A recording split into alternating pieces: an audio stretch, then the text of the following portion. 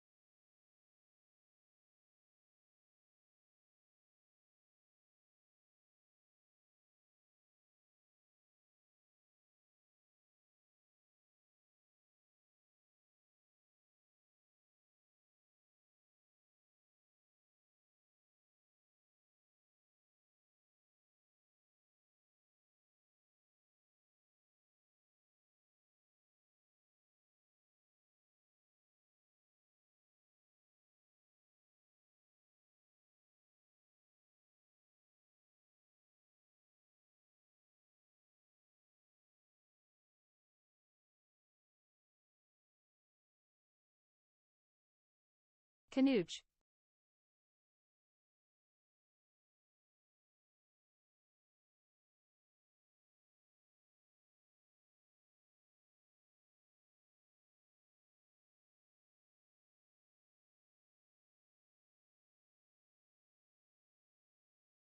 Canooch.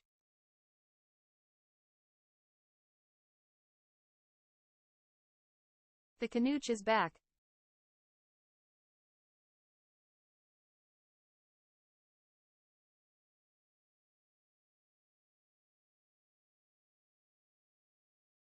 Canooch.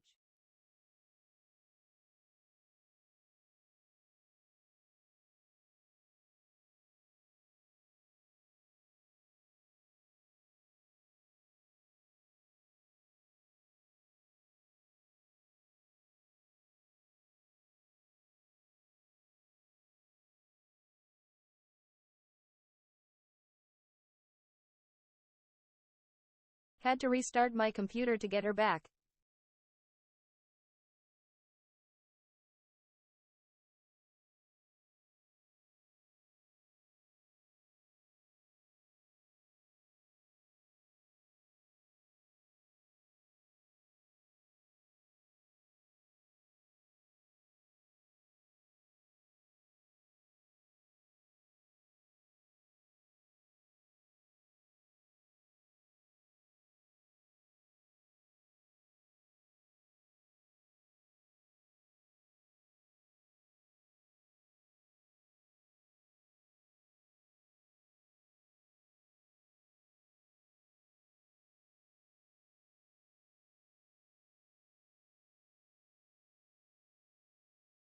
Turning it off and on again is pretty much the ultimate IT solution.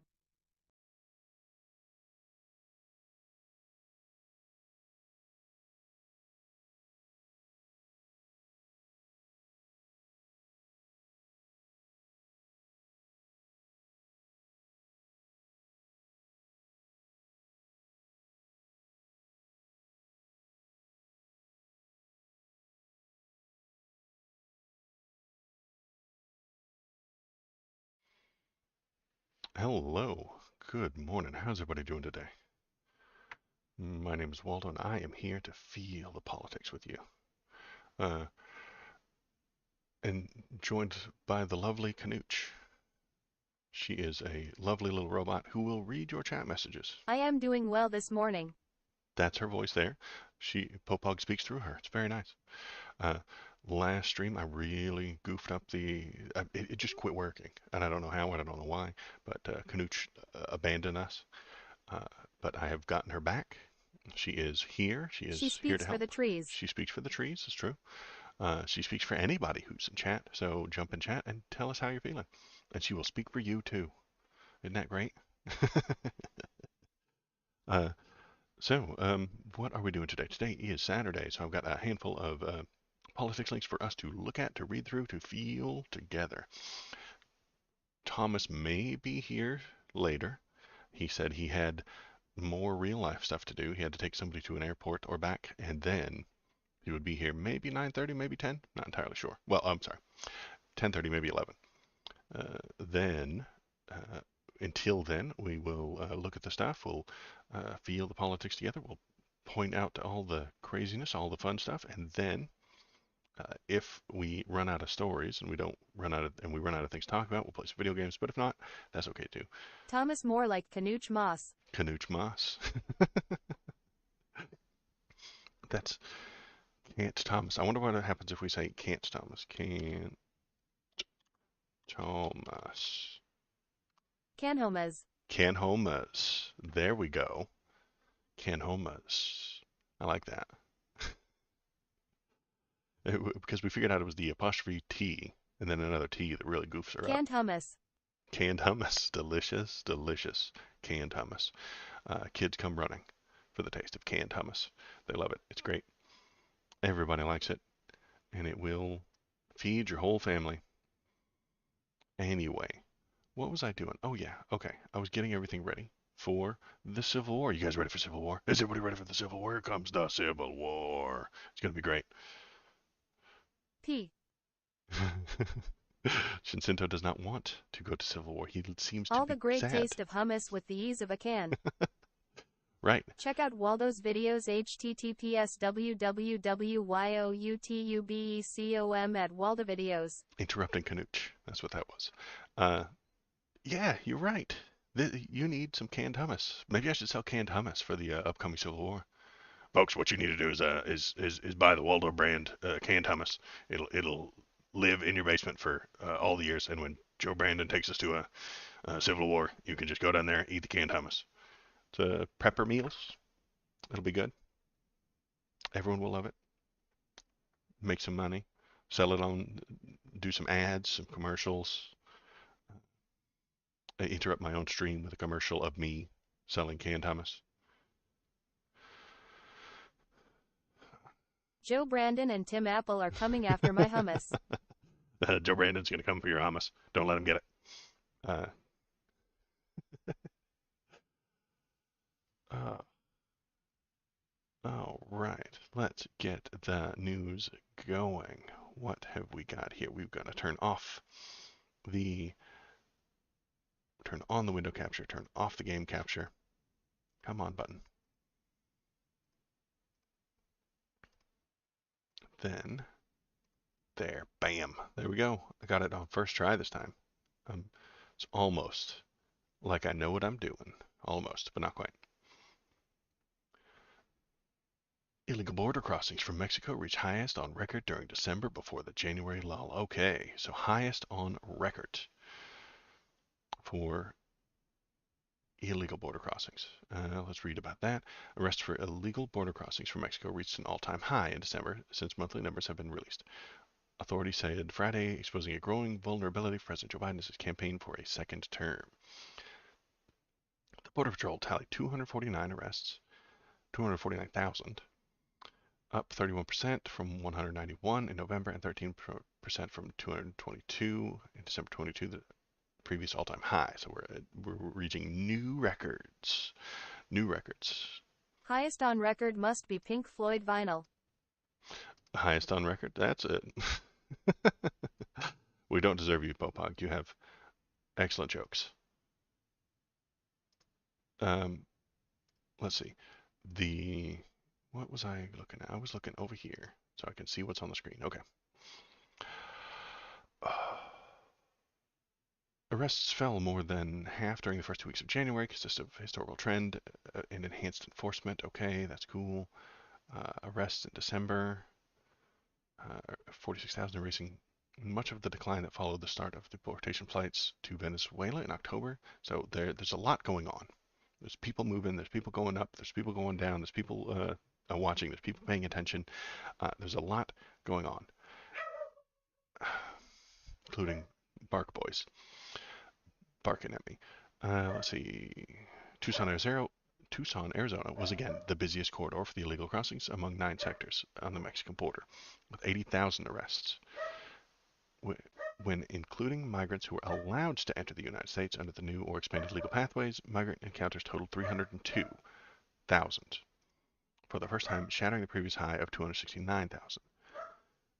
U.S. authorities admitted 45,000 people in the land crossing Mexico December through an online appointment system called CBP-1. Okay.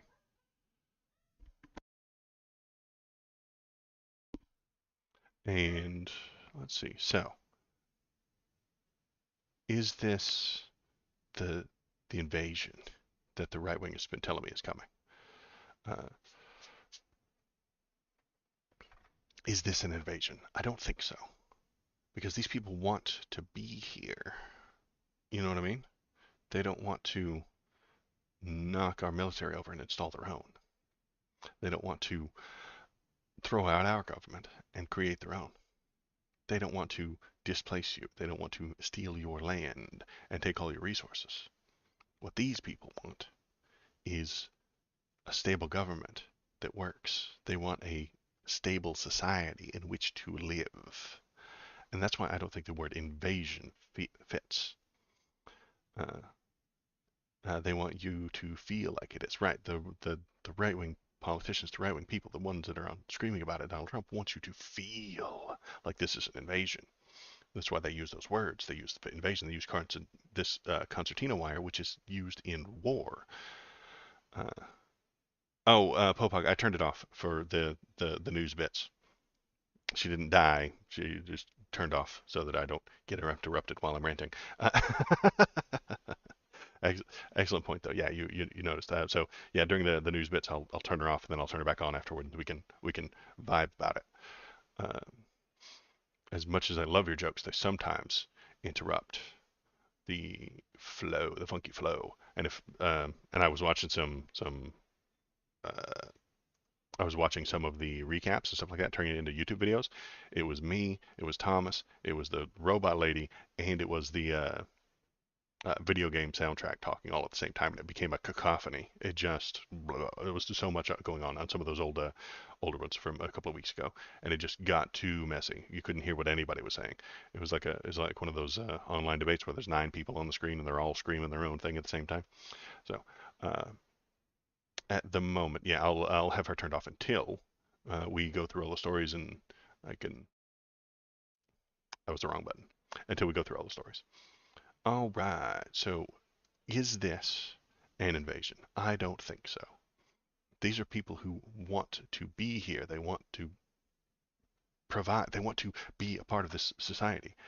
I think we should make them a part of the society. I'm not saying we just open it up and let everybody in, but we should make it easy. The arrests uh, prove that we're stopping the people from coming in outside of the ports of entry. Uh, Invasion is the word you use, but I'm not sure the original usage of the word is context that it applies. Yeah. So I don't think. Should we be paying attention to who's coming in? Yes. The fact that we're arresting that many people suggests that there is a understanding that there's a border and you're not allowed to cross it improperly. Those are the people who are crossing improperly. If you just go to the port of entry, we can document you. We can find out who you are. We can trace you. We can track you. We can put you into a system, and then you can go and you can be here. I'm okay with that. Let's give them social workers. Let's fill the border with social workers, not soldiers. Social workers, not soldiers. And we'll figure out, do you have a place to live? Do you have a place to go? Have you got any plans? Do you have anybody you can stay with? Have you got a home to go to? I don't want them living on the street. I don't like homelessness. Uh, I don't want them to come here, walk across the border, and then just start begging for money on the street corner. That's not good. Do you have a plan? Have you got something set up? If it's absolutely no, then maybe we send them back. The right Thomas is here, um, just in time as well. I'm going to hop into the thing so I can get his idea. We're going to the stream channel. Boop. Hello. And there we are. Hello, how you doing? Good. How are you? I'm good. You guys in chat, let me know if his mic is too low or too high, things like that. But I think I got the settings right. Sorry, I'm late. I had to drop some friends off at the airport. No, it's okay. I will not hold that against you. Chat might, but they probably won't. Uh, you know how I'm sure they ruthless they understand. are. You know how ruthless they are. So today, we're going Civil War. You ready for Civil War, Thomas? Are you ready for a Civil War? Oh boy, I can't wait. the we have got immigration numbers. We've got Texas going on kind of a warpath, but not quite. They're not on a warpath. They're just. I think Governor Abbott is talking big and trying to be a super strong, cool, strong guy, so that uh, he will seem cool. I think that's what he wants. I think Governor Abbott wants to talk a big game, use strong language like invasion, and put up all the concertina wire so he can be a war hero, and then he can use that to get elected next time. I think that's all he's doing. Does he want an actual civil war? I don't think so.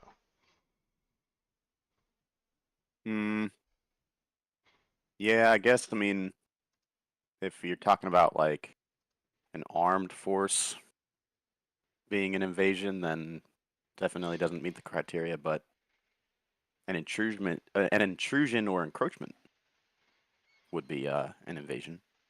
So I guess technically The definition is accurate I don't think it is. An invasion would according suggest to the third definition. uh, an in, right, and an invasion would suggest that they want to supplant us, and they don't. The poor people coming across the border, if they're doing it illegally, want to do so that they can be a part of our society. They would like to be Americans. They want to be here. They want to be a part of our economy. They want to help. They want to have a job. And they want to have the good life that we have. If they were violently coming over to supplant us, to replace our government with their own, if they were trying to take our homes and then live there themselves, that would count more as an invasion. But I don't think that's what's happening.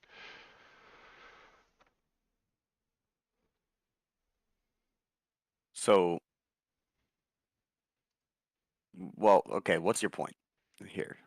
That the right wing uses the word invasion to create fear and anger.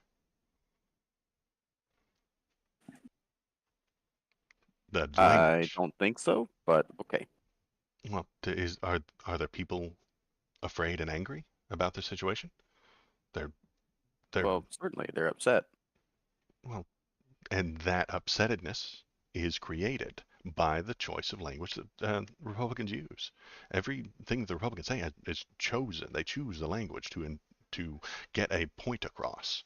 I'm choosing my words now to get points across, and I think the point of the word invasion, of the warlike rhetoric, is to make people afraid, to make them worried, to make them more concerned, so that they get support, so that that the Republicans can get the support they want.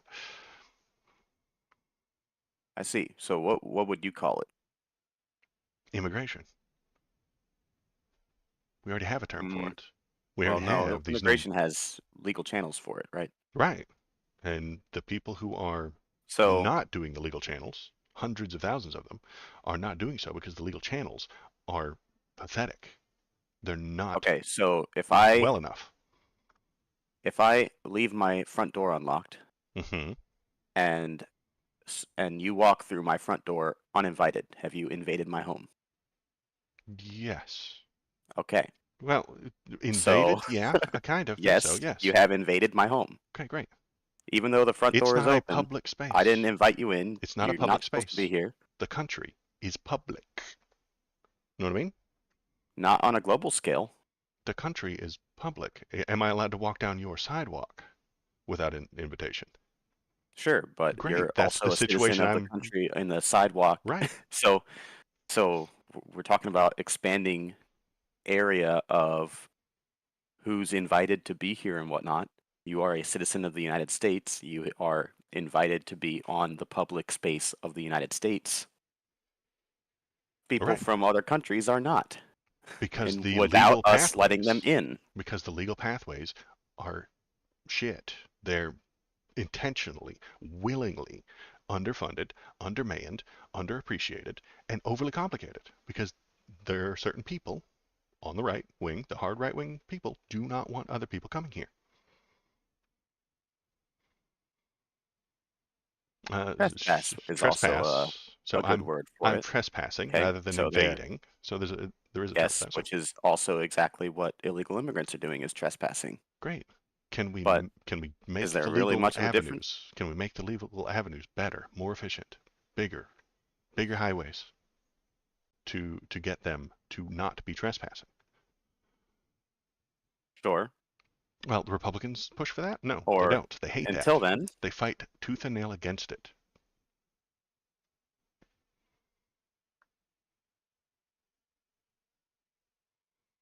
And because they fight against it, it boggles my mind. They wouldn't be illegal if you gave them legal pathways. certainly. But I also think there is such a thing, or there is something to be said for having some standards for who you want coming in as well. Okay, I'm okay with that. Most of the people are coming through those legal entry points, which is good. Hmm. That's what I want. I want them to go there. I want them to go to that legal entry point, sign some papers, do some paperwork, have a social caseworker, discuss with them what their options are, what's going on, why they're here, where they're going, if they got plans. Fill the place with social workers, not soldiers. And figure out if they've got a plan. Do you have a place to stay? Do you have somebody to move in with? Have you got family here? What do you have going on? If you're here running away from the thing, like the asylum seekers always say that, and it's kind of true. There's an awful lot of violence uh, in Mexico and even farther south in South America. That those are dangerous places. The good people are running away from that, as they always will. And let's make a good system that works rather than fight about nonsense, which is what I usually think that Republicans do. They get upset about who's coming and how, and they panic. I I wouldn't really call it think panic. I think I it's mean, panic. I definitely think that we are concerned about who's coming and how. I Hmm. mean, if And the answers to those questions are, I don't have any, particular skills, I don't have a real plan, and I don't have any money, and I just want to come over here because you guys have good benefits.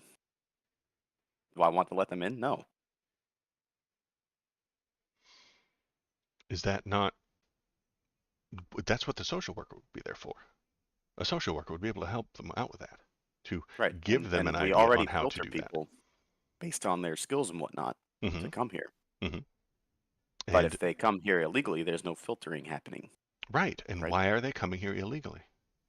Because the legal channels are small, thin, time time gated, and expensive. If the legal pathways were easier than the illegal, they would take them. I get that, except for the fact that if they were told no by the legal pathway, they would still come in anyway. Then they might come in illegal, yes. At which point we would arrest them. And we arrested hundreds of thousands of them. The Even under Biden, they arrest hundreds of thousands. And this is again a framing issue. I don't know if you were on last week when I talked about it, but if Donald Trump is the president and they arrest 100,000, right-wing media talks about how strong he is and how great he is and how he's totally securing the border. If Biden's the president and he arrests 100,000, same number, they will scream about how it's obvious and blatant evidence that he has an open border because they're playing games with it. This isn't about making the country better. It's about scoring political points. Problem really is if you wanted to expand the legal pathways, then you have to have funding for certain things. You need to have funding for having all those social workers being added to border crossing areas. You also need to add funding for immigration and customs enforcement and our border patrol, which those are two things that the left is absolutely not willing to increase funding for. Yeah, generally they don't want to because they don't think that they're going to do the social worker bit. If you put together a plan where you would send hundreds of thousands of social workers down there, the left would support it. But if you want to send a bunch of soldiers, they wouldn't. I mean, the left is upset right now about concertina wire, which is like it's a warfare thing, right? I mean, you look at a World War II documentary. There's concertina wire everywhere. This reminds them of war. So we're sending soldiers, we're sending arms, we're sending weapons, we're not sending tanks, but we might, if you ask some people, and we're sending these barbed wire. That's warfare.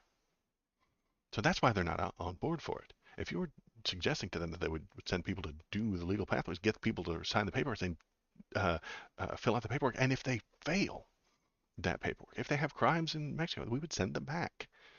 The left would be on board for that. But that would. What you're doing, well, hold Mhm. on. What you're saying is let them uh, come over first and then figure out if we want to keep them and then send them back. Texas is saying, no, we're going to keep them out until we know who they are. We want them to come in through the legal channels, and then they can come in. Like, if someone knocks on my door, I'm not just going to be like, yeah, dude, come on in. Who are you? You know? Right, and you can sell that. This is not a horrible thing that you're So, explaining. so if someone repeatedly comes to my door or enters my home, even if they don't mean any harm to me specifically, I might start putting up barriers You're to entering my home. I you're might lock my door more, you're or you're conflating the private versus the public again. Your home is private. The street is public. So if they're walking down the street, you don't get to demand to know who they are before they use your street. It's public. Anybody's allowed to use it. okay, I, America is public public, for Americans and it, people who are invited here. right?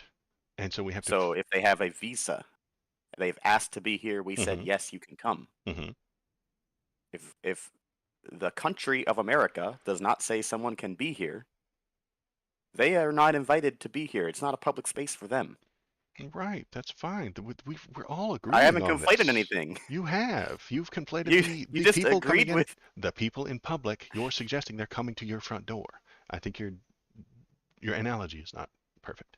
The people in the public are walking down the street. They're asking to walk down the street, and you're saying no because you're going to come to my front door. You're conflating the public and the private. These people aren't banging on the door to come into your private place. They're standing at the edge of the street saying, can we use the street? Can we be in your public? And the answer is we should have a system for it. The left is okay with having a system for it. We want a system to find out who these people are. And if they don't Everyone's fit fine with the having a system, we system send for them it. back. Well, Republicans aren't. Working Senate, House Republicans do not want a system because, one, they wouldn't get to yell and scream about it anymore. They wouldn't be able to fearmonger about it, and then if Joe Biden does it, Joe Biden wins. I'm going to bring up this next story right here. Our look, our the fact is that both sides want a system of some kind. It's just that the standards for who that system accepts and who does not is way different between the two of us. Like, I want someone to I don't come think in that so. has skills that we need, who will be capable of supporting themselves, and has no history of doing anything wrong, right?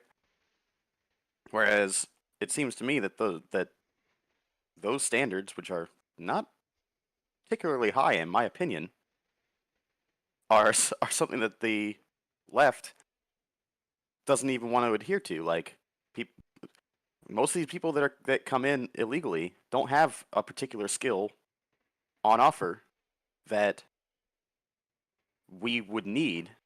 It's unskilled labor. We need lots of unskilled labor. We need No, we don't. so We need much of it. we Then need why are we hiring increasingly. them? Why, if you We go to need Texas and you eat a salad, you support it, unskilled labor. If you've ever had lettuce in the state of Texas, uh-huh, it was picked by an unskilled laborer. probably. And we need it. If we didn't have it, that lettuce wouldn't make it to the table. Those tomatoes wouldn't be in your salad.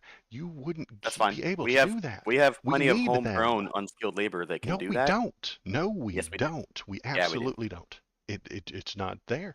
The reason they're coming is to get those unskilled jobs. The reason they're coming on those visas is so that they can do that work and then send the money back to their family and then bring their family over. And they overstay the visas. Why do the visas exist? So that they can work for us. We need them.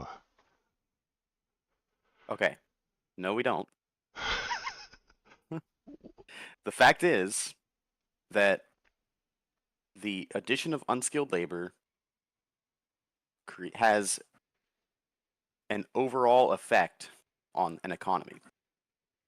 Making it better. By Yes. no, not making it better, because what it does is it suppresses the wages for your lower skilled workers. It only suppresses the wages for those people who would be It doing that also job. increases the standards for unskilled labor positions that are not being filled by undocumented migrants.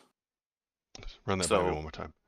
One the sec reason while I that talk to chat. Yes, Popog, I would do an unlimited the number of migrants. the reason exactly, I know you would. That's why I said our standards are completely different. Mm-hmm. And and the lower so the fact that there are certain jobs, let's say we have a pool of unskilled labor, okay? It's The fact that incredibly there are small. certain Are you jobs saying in America of only in America Americans? In of America, only no, Americans. a pool as in of jobs available, right? There are jobs available. Okay, great. some of those unskilled jobs are going to hire undocumented migrants, right? Okay. Because they're cheaper. This reduces the amount of jobs available, Right. and we have our own supply of unskilled labor as well, Which is which means incredibly that there small. are two things that can happen. Okay. Wages can be suppressed, or the standards for hiring someone in that unskilled labor position go up, which is why applying for a job at Target requires a fucking bachelor's degree now. I'm being, That's I'm exaggerating a bit, but that's not because the poor people are coming to pick our vegetables. Those two things are not connected. they are. They're not. The poor people are coming here because the companies are willing to pay them less. If if those people, those undocumented workers, were being paid more, because they're citizens now, they come here, they fill out, they go through the port of entry, they fill out the forms, the social worker hooks them up with a job who's paying them more than pennies, prices might go up, but at the same time, those people are not harming the system. They're part of the system. They're great. This is good. This is what we need. This is what we want. We No, want it's workers. We not, need because unskilled labor. We need lots of it. in addition to the labor pool for the number of people who are of this category of unskilled labor and whatnot, Hmm. means that there is a greater supply of that labor. Hmm. It means that the value of that labor goes down, right?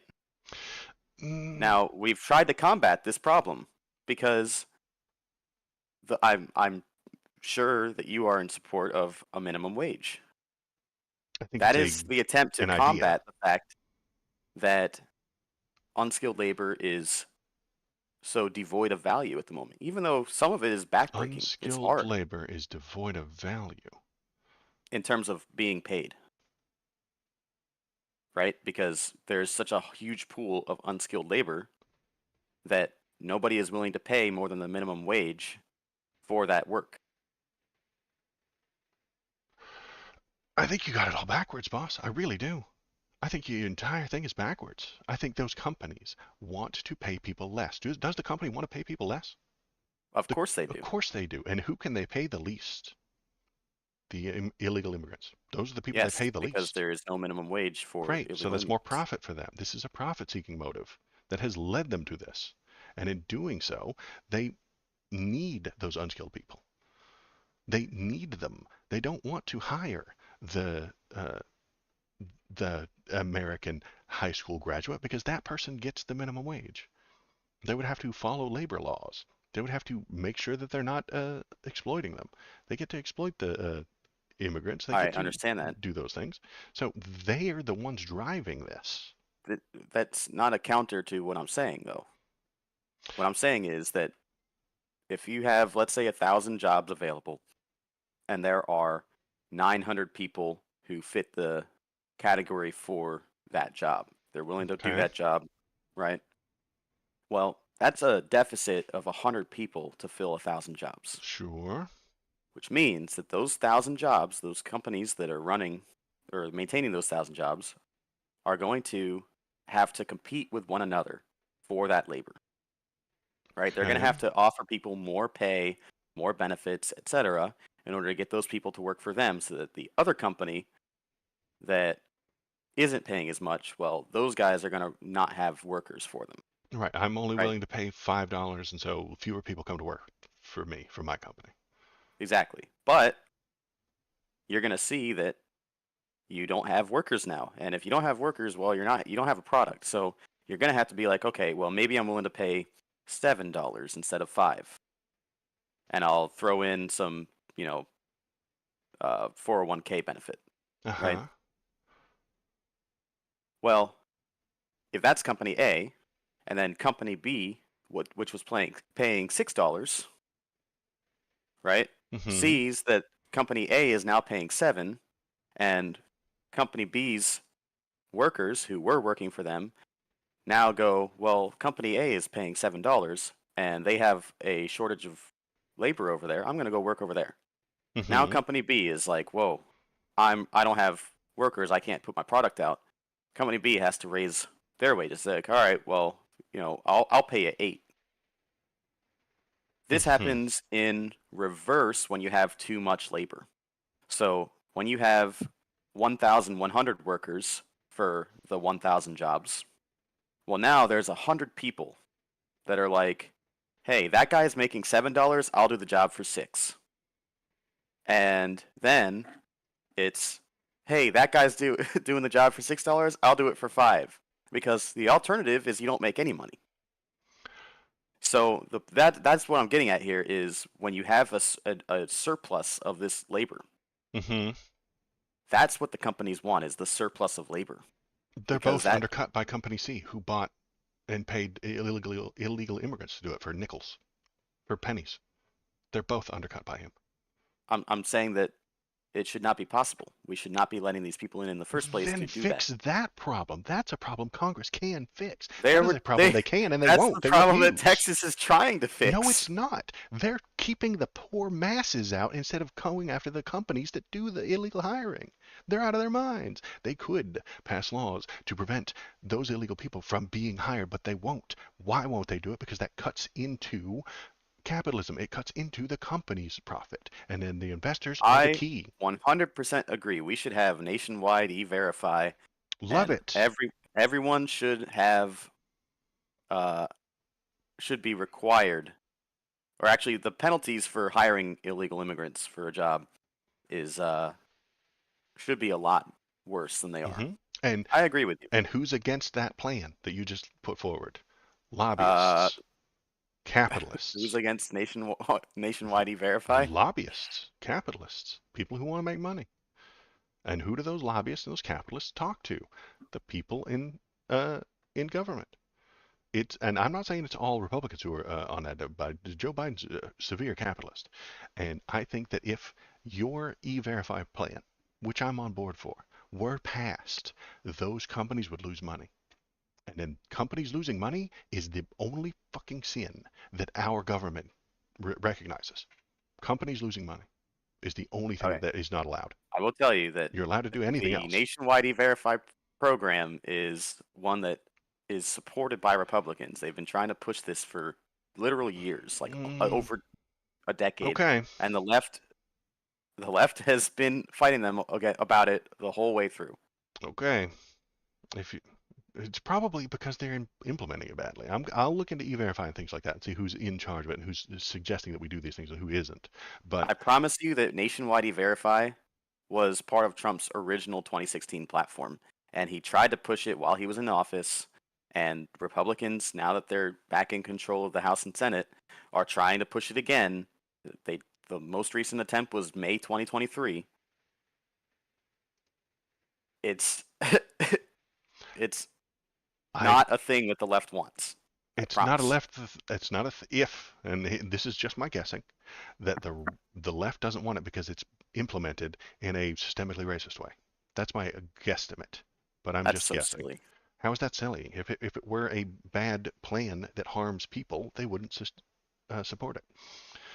Uh, Here's the latest in the things that are going on. Biden says he'll shut down the border if deal gives him authority. The White House statement comes a week after a frantic negotiation in the Senate. So the Senate is fighting over these things.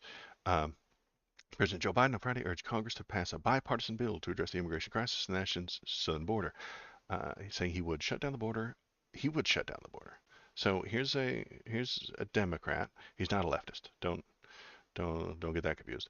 Um, and he said, what's been negotiated would, if passed into law, be the toughest and fairest set of reforms to secure the border we've ever had in the country. So that's what he's saying. It would give me as president a new emergency authority to shut down the border and when it becomes overwhelmed. And if given that authority, I would use it the day I signed the bill into law. So, So here's my problem with this uh-huh. is that the last time a Democrat promised Republicans that they would secure the border in return for immigration reform was when Reagan granted amnesty to like millions and millions of undocumented migrants. Right. And the promise in return was supposed to be border security, and that never manifested. It's only So gone I don't up since trust. then. Border security has gone up severely since then.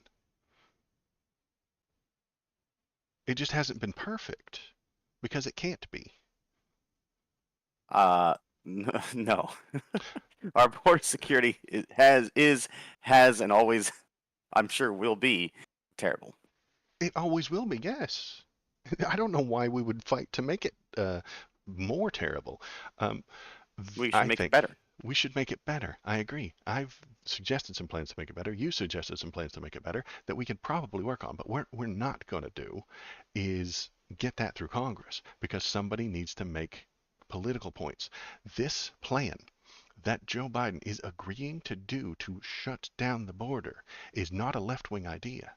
It's a right-wing idea that they suggested and he's agreed to. And now they're saying no because they don't want him to win. This is the Speaker of the House. Biden urges Congress to embrace the border bill, but House Speaker suggests it's dead on arrival. It's their plan. It's the Republican plan that they won't agree to. Republicans put forward a plan. Joe Biden says yes. The Republicans said, wait, no.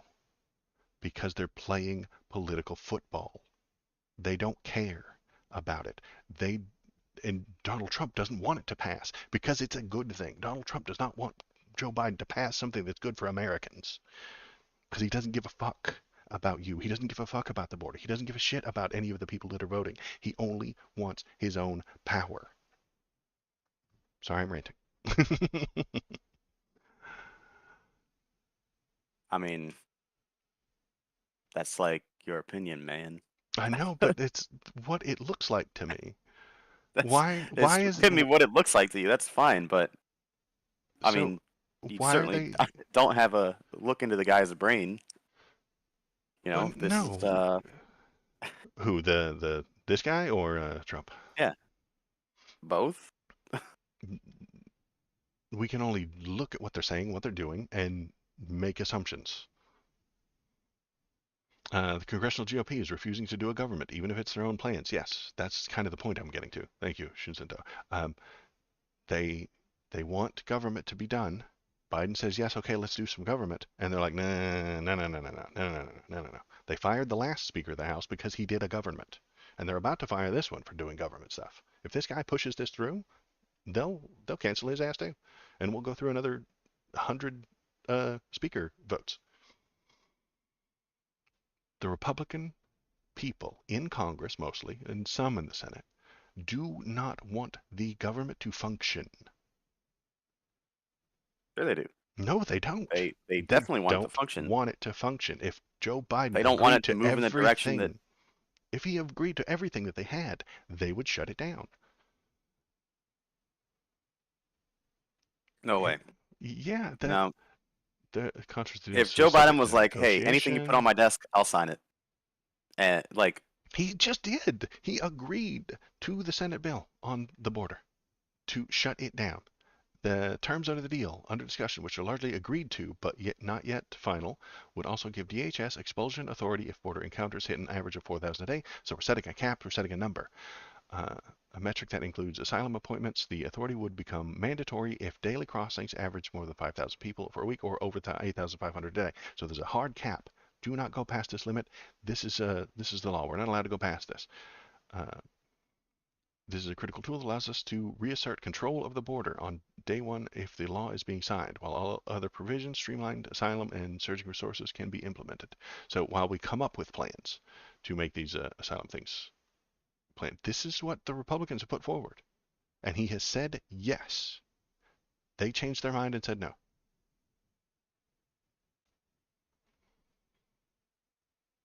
these are two different chambers of Congress. Yes. And they're So one one party. chamber Yeah, and they're the same is party. saying Should they not is be on the same? negotiating within itself, and then the other chamber is saying, "Hey, that deal is not good enough," which is how Okay. this is supposed to work. This is Uh, why we have two chambers in the okay, first place. great. Then nothing will happen. Then it'll just get stuck in limbo forever and nothing will happen. I thought this was a dreadful, terrible nightmare monster emergency that was going to kill millions if we don't fix it right away. Donald Trump sure seems to say it's an No one said it would invasion. kill It's an millions. invasion, Thomas. Haven't you heard? It's an invasion. Invasions don't just get ignored while we work out slow uh, well thought out programs through Congress. Well, I'll ask you this question. Why was illegal crossing down so much under Trump and up so much under Biden? Because two reasons. One, COVID was happening, so they were sick. Even Trump's first 2 years, And that was then or first 3 years, the they other were way reason, down. yeah, there is another reason. There is one reason. That's one. The other is that he was putting the kids in cages and separating the families. Oh, bull fucking shit. How was that bull fucking Obama shit? did the They were, same thing, yes, and and they were immigration was high under terrified. Obama too. Yes, and if you've got a guy on TV saying, "I want them to stop coming here, build a wall, and In arm fact, that the wall," kids in people cages won't show up. stories, the pictures that were used that were from the Obama era. Yes. Because he wanted to catch the middle. Democrats are not leftists. Democrats want the middle voters to vote for them. And that means sometimes they have to do the things that the people on the right want so that they seem bipartisan. This Oh, is that's a so silly. obvious thing. Yes, the Obama put the kids in cages too, but he didn't brag about it and talk about how great it was and how awesome he is at it I don't and think Trump ever suggest it would bragged build about a putting kids wall. in He cages. he didn't brag about that, but the way he talked, the way was Trump a tough talker on immigration? Did he have more incendiary, warlike rhetoric? Yes. That makes people not show up. If they think they're going to get towards that border and shot in the head, they don't show up. He was more threatening, is the point I'm trying to get to.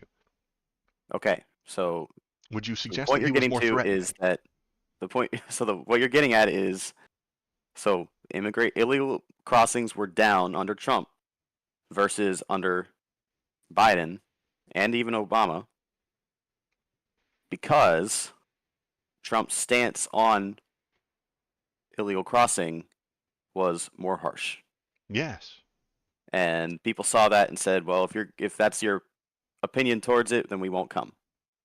Or we'll come illegally. We won't go to the thing. We'll try other ways to sneak in. No. Yes. Illegal border crossings were way down under Trump, Because okay, and then yes, they because they were surged afraid to to die. new Yes, all-time highs under Biden. yes, because they were afraid to die. So yeah, if we put a bunch of fucking tanks down there, we can just murder them all, and then they won't be here. Great plan.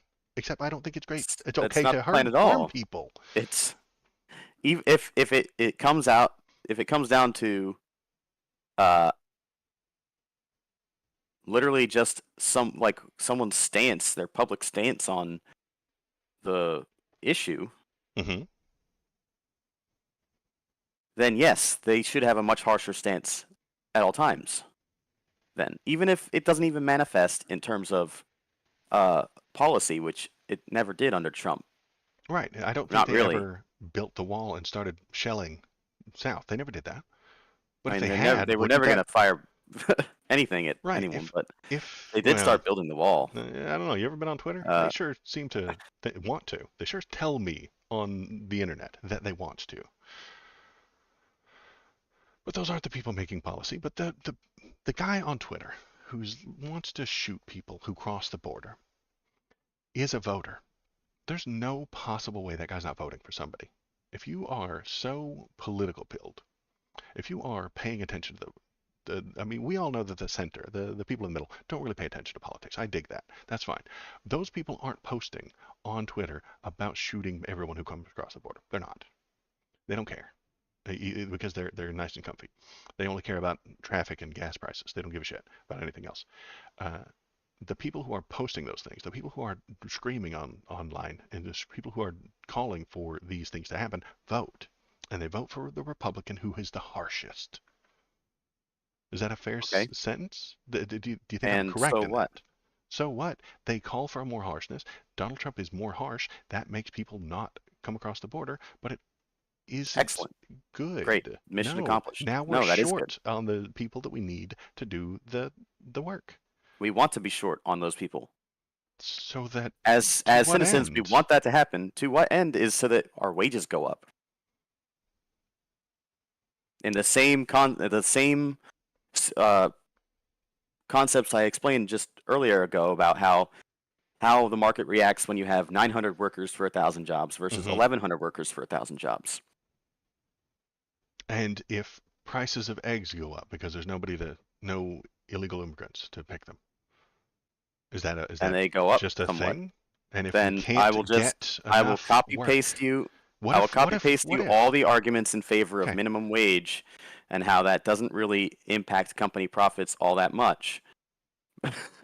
But I think we should be making more than minimum wage, and I don't think that should be a government thing where we just we we raise minimum wage and then continue to allow illegal immigration to undercut it.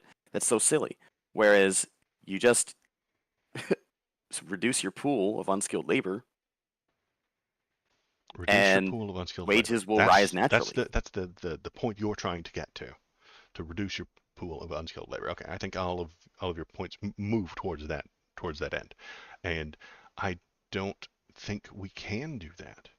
We I think we have can. more This is, labor I mean, than laborers how many right now. how many times not I don't think we do. We have more. I don't believe We have that. more need of these people than I think you're accepting. I think the whole idea that there's like a labor shortage and whatnot is total nonsense. There are plenty of people working like 2 or 3 part-time jobs that could be making what they're making doing a full-time job, but no companies are willing to offer full-time and all the benefits that come with it right now. Because But if we had they're trying to reduce a prices. if we had a worse shortage of unskilled labor, they would be definitely offering full-time and benefits. Okay, it's economics as usual. I don't believe. It's not that I don't believe you believe what you're saying. I don't believe the people who write those papers. They have an agenda, and it's to make their bank account go up. And if lying to make their own bank account goes up, they will. If lying about immigration makes someone richer, they'll do it. I think the media is the most obvious place for this. I think Alex Jones is a liar. Alex Jones is a liar. And by lying, he gets more money. And by saying the Okay, things that people want to I'll ask you hear, this. he will make more money. Who And I think that's benefits the most from allowing illegal immigration at the levels that we are right now? the companies that pick fruit. Yeah, so you've got the companies and then you've got the The illegal lobbyists. immigrants themselves, Okay. Yeah. right? Those are the two groups that benefit the most because the illegal immigrants Okay. get paid, even if it's only, Even if it's little. It's $6 an hour, it's better right. than making 80 cents an hour over in Mexico, It's better right? than the Or violence Guatemala and or wherever terrible they're coming things from. that are down there too as well. Yeah. They're moving up Yes. in the world. So, Yes. so the companies and the undocumented workers are the ones that benefit the most Mhm. from allowing them to come through. Mhm. So, and you don't like the companies, and neither do I necessarily. I think they're And exploiting the people. undocumented workers are not American citizens. They're the So it exploited. doesn't serve the best interest of my country to allow them to come in. Make them unexploitable. So shouldn't Make we? them unexploitable. Make it where the company can't hire the people without the e-verify. Make it where the people who come in are verified. Problem Okay, goes away. I have a leftist on board with nationwide e-verify. That Great. might be the I first think of it's all a good time. idea. I think it's a fine idea. That's part of the asylum-seeking ports of entry. Do I want random people coming and going? Not yet. I want that border to be open. I don't want any border anywhere. I have many times driven from Texas to Oklahoma. There is a border. It's just a sign. You just keep driving. You don't even have to slow down. And when I do that, am I subject to different laws? Yeah, I actually am. There's very slight differences between the laws of Oklahoma and Texas. They I'm sorry, I didn't. missed that little bit right there. What? The law changes when you cross that border from Texas to Oklahoma. It changes. Yes, slightly. So I am under new, different state laws just by drive. I didn't even have to slow down. I just drove by the sign. Uh-huh. And we And it's have, fine. Nothing goes wrong. Nothing is terrible. I haven't upended the entire yes, we have, Oklahoma economy. see, we have this thing. It's this agreement between Texas and Oklahoma and also 48 other states, Hmm. um, where we unified. Sounds like a And diplomatic solution, doesn't it? well, I'm definitely not advocating for us to annex all of South America. Not right away. So, We can become you know, partners with them. We can become diplomatically okay with them. We can become best friends with them. We can push to be better. We can push to make them better. We start with just Mexico because they're right there. We could become friendly with them. We could become, they're our largest trading partner in the world, if I remember correctly. Maybe it's Canada, but I'm quite sure it's Mexico.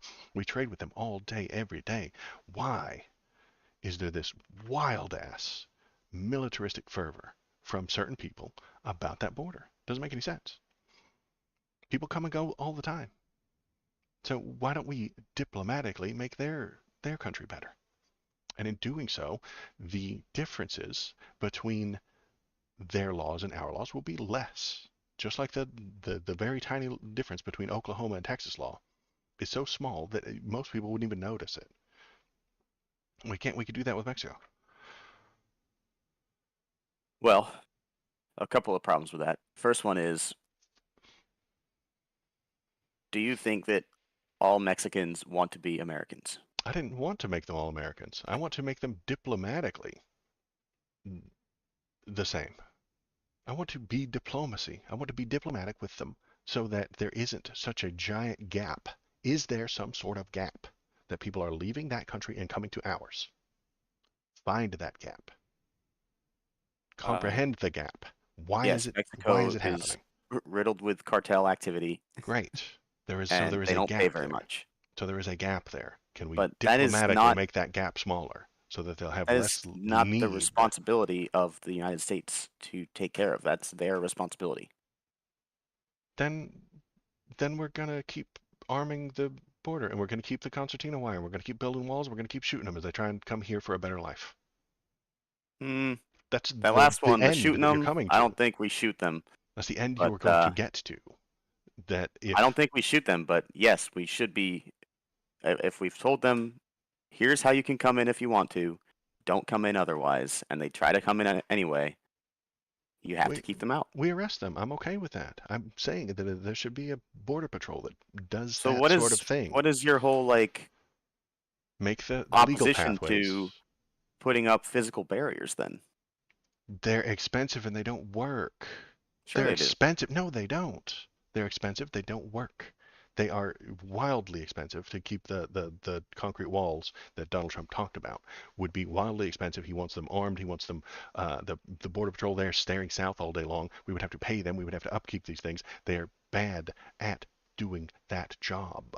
He over exaggerates how good the wall is. The wall does not work. It is a gigantic waste of time. Instead of building that wall, spend that money on hiring social workers to go to these ports of entry and get these people signed If up they don't properly and work, set up properly. if the physical barriers don't work, why is everyone so butthurt about Texas putting up physical barriers? Because the physical barrier is harming people. It's not doing the thing you think it's doing. It's not, the physical barrier in Texas is not preventing people from coming across the border. How do you know? How do I know? Because I read about it and talk about it and think about it and look at the news. The majority of people who come here go through the ports of entry and or they fly on a plane on a visa and then overstay their visa. I mean, that's the vast majority of people that are illegal in the country.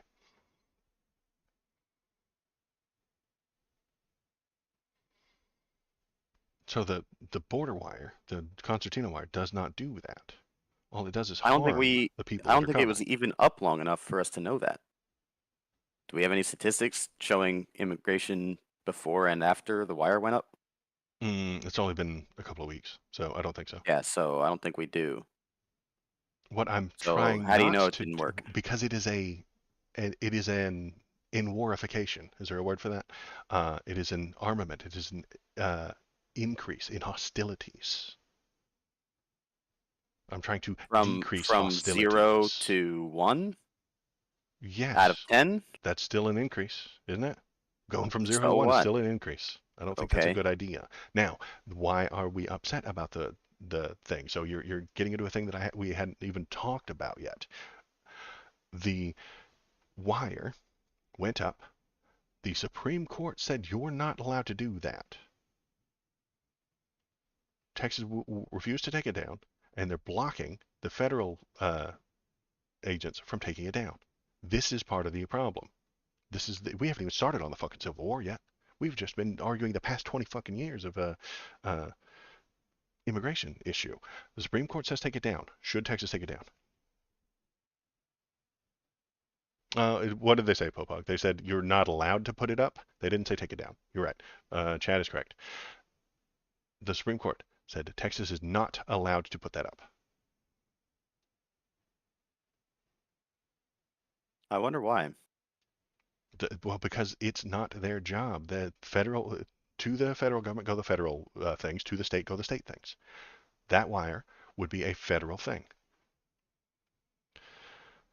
Is that the Fed is allowed to take it down. Right. The Supreme Court has decided you're not allowed to put that up. The federal government is allowed to take it down. The state government is preventing the federal government from taking it down. All right. Do you want to bring Popog on for a couple of minutes? Sure. Okay. We have a chatter who has been very cool and in the waiting room, and we are going to drag him in. Popog, you ready? You got your microphone? You got everything good to go? He's been playing the game properly, and I'm happy to bring him in. He's ready. I'm going to drag him down. All right, Mr. Popog, what's up, you're dude? on. Hello, can you guys hear me? I Yep. hear you. You sounded good. Awesome, great. All right, I'm just going to explain it real quick.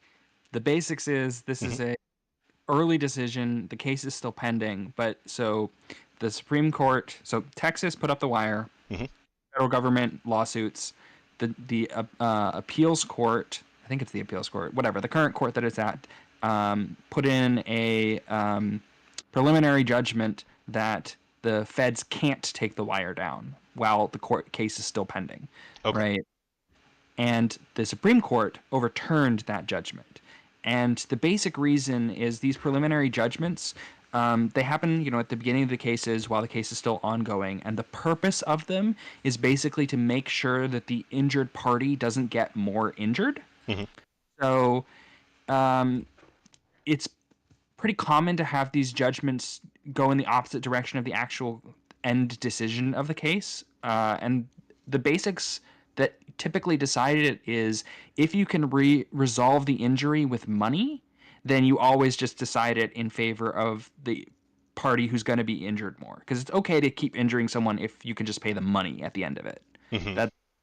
But if it's like, oh, my house is actually going to burn down if we don't shut down the gas lines, then the court's going to be like, you have to shut down the gas lines then because we can't just rebuild this house, right? Like there's precious memories in there. But if they're like, the house is only worth money, then it's like, we don't care if it burns. You'll just get a payout at the end of this.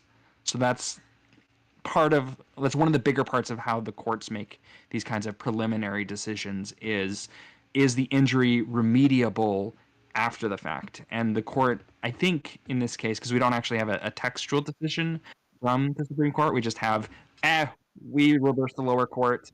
It's decided 5-4, no reason why. So we don't have their actual reasoning as to why, but my guess, based on my limited understanding of the case so far, is that it's the federal government has a better case for remediation, even if the feds are wrong, right? So even if Texas wins in the end, it's like from a legal perspective, it's easier to say that Texas can put it up again after, but at the moment, some third parties like the Mexicans who are running into the razor wire might be getting injured in a non-remediable way that the court can't really correct after the fact. And okay, so the razor wire is a heightening of that damage, right? That's my understanding. Compared and to something it's like kind of a a guess. a a razor wire is more damaging than would be a wall.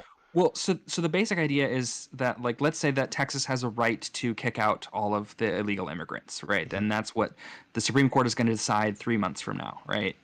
So even if that's the case, the feds theoretically know where all of the illegal immigrants are. They're all going to show up to court, so Texas can just kick them out 3 months from now. So the fact that they remain in the U.S. for 3 extra illegal months is the court doesn't care. The court sees that as a totally remediable injury. But if some random Mexican walks into the razor wire and gets cut and, bleeds out, right, that the court can't bring them back to life. There's no way to undo that damage, right?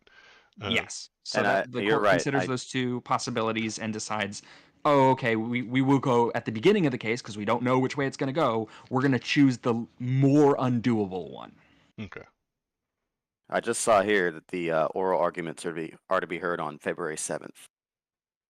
Okay. So. And the very tiny details that you're mentioning are important, but they're not going to tiny be details lost. At all. Of course, they're they a big deal. No, they're being lost by people who are hyping it up. By me too. I'm hyping up what happens if the federal government tries to remove that razor wire and the state government tries to stop them.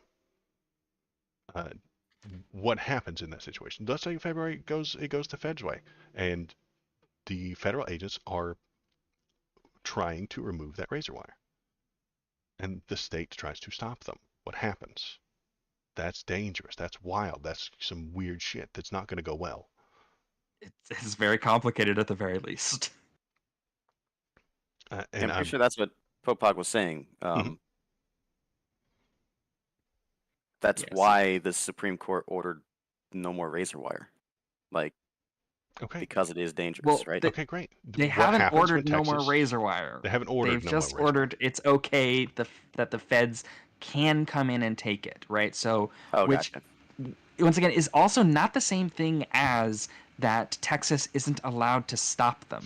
So to do that, you need an injunction against Texas. So Texas can put up border walls that the feds can't go towards the border, right? So like a border wall for the border. And the court hasn't decided whether or not Texas can't do that. So at the moment, theoretically, the supremacy clause just means that the feds kind of can.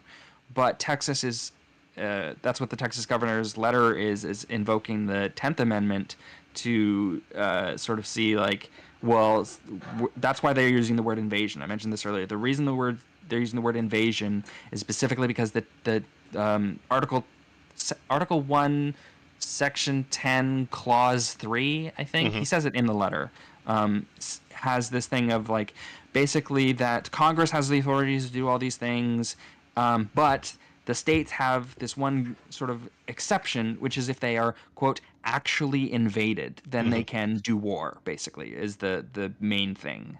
The main power is do war type things. And so that clause has been previously tested, but in the opposite direction. And so Texas's argument is a little novel here because the previous tests of it were known as the Civil War, and it did not go great. But those were testing whether states can ignore laws that Congress passed and say, no, we're going to do it anyway. But this is technically the opposite, where the state is saying, hey, Congress passed these laws requiring the Biden administration to perform specific actions regarding immigration, and they're failing to perform it, so we're going to ignore their authority and perform the actions on their behalf. Right, and that's where you get your compact with the states kind of thing. Ooh, that's actually a really interesting case there. I might have to look more into this. It was only brought to my attention last night, so...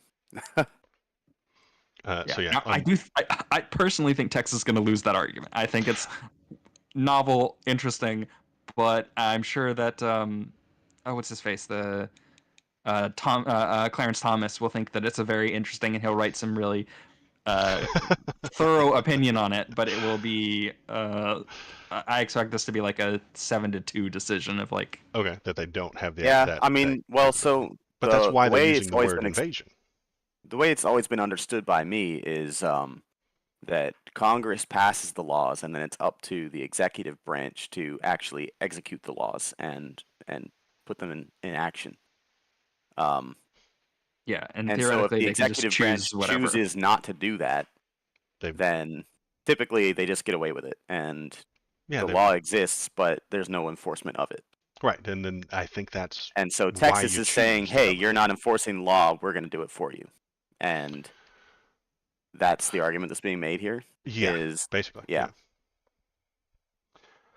that sounds pretty interesting. I mean, because technically speaking, the president is in violation of rather the executive branch is in violation of their duty by not enforcing a law that has been passed I by don't But legislative think they branch. are. they I think they technically choose. are. So they Yes. technically are in violation, but the problem is there's no penalty for that violation. Exactly. There is no penalty So for that violation. Right. it's They're as in if there's a violation, but speed there's limit with no no fine, Mhm. right? So like if exactly. there's a speed limit with no There's no fine, speed trap, there's no no police speed limit. officers. Yeah.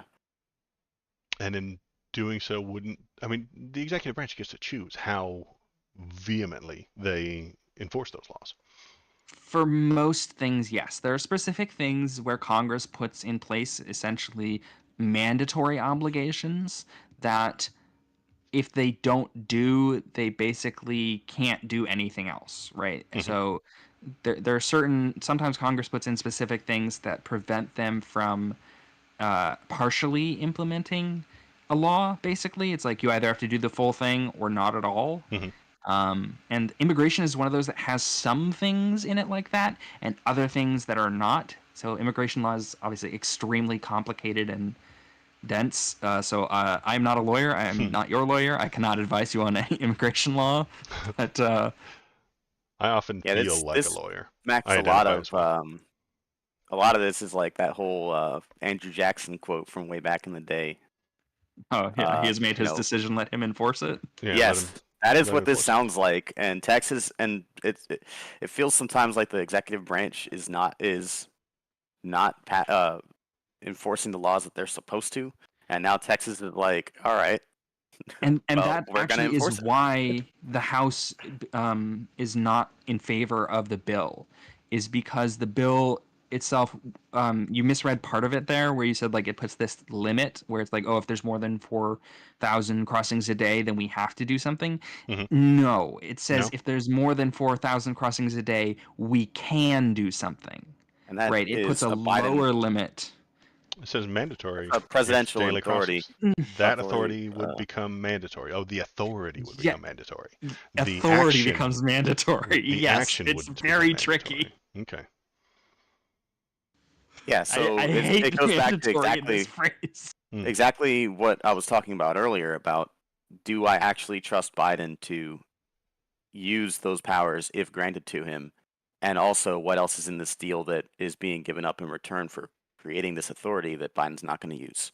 It goes right back to the Reagan immigration thing, where Mhm. Reagan granted amnesty in return for certain border security and penalties on companies and whatnot that never got enforced. So And that doesn't surprise me. how do we trust Biden to actually, use the authority that's granted him?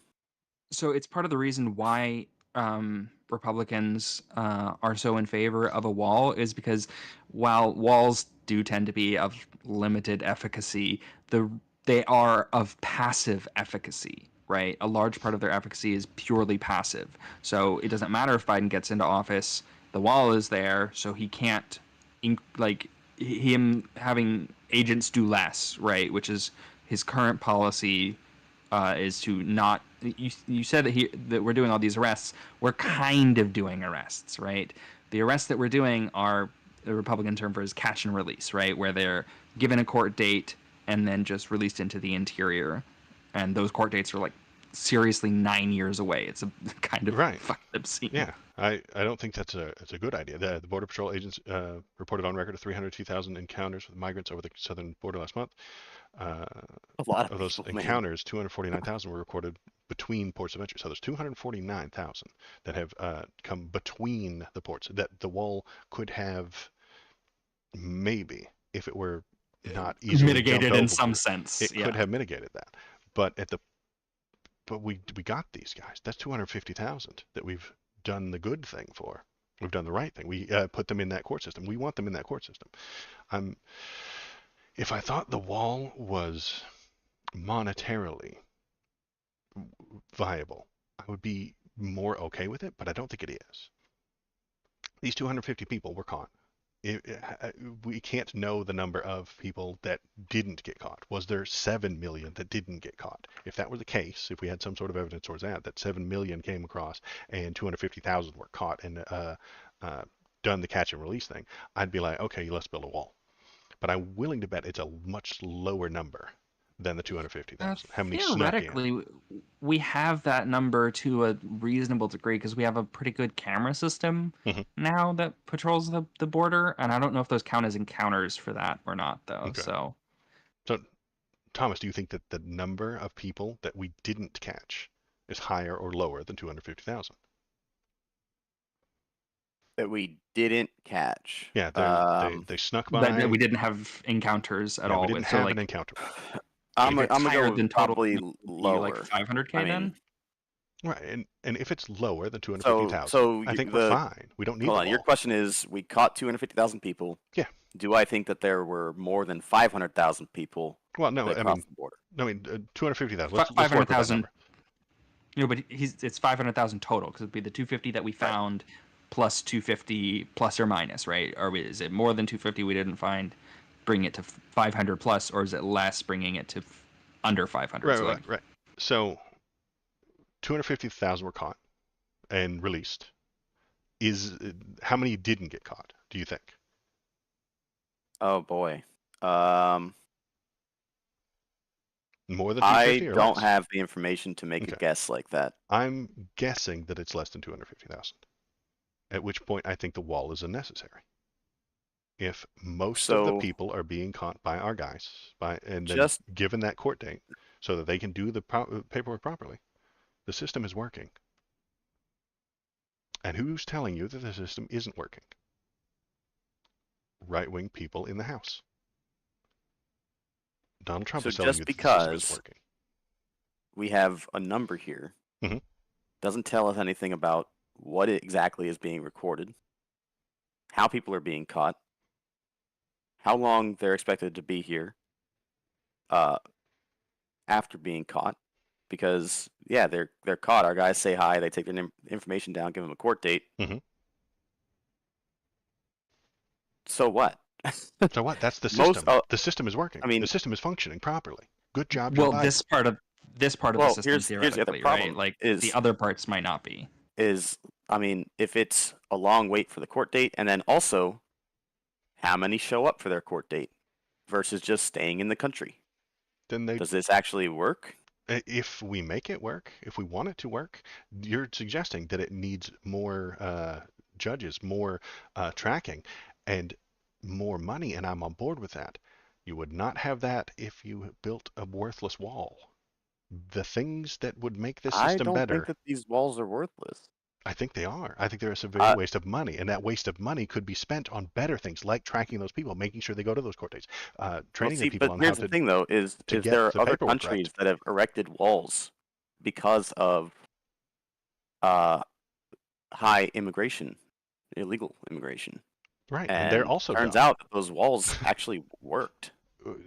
If you've got one that worked, I would look into it, but I don't know of any off the top of my head.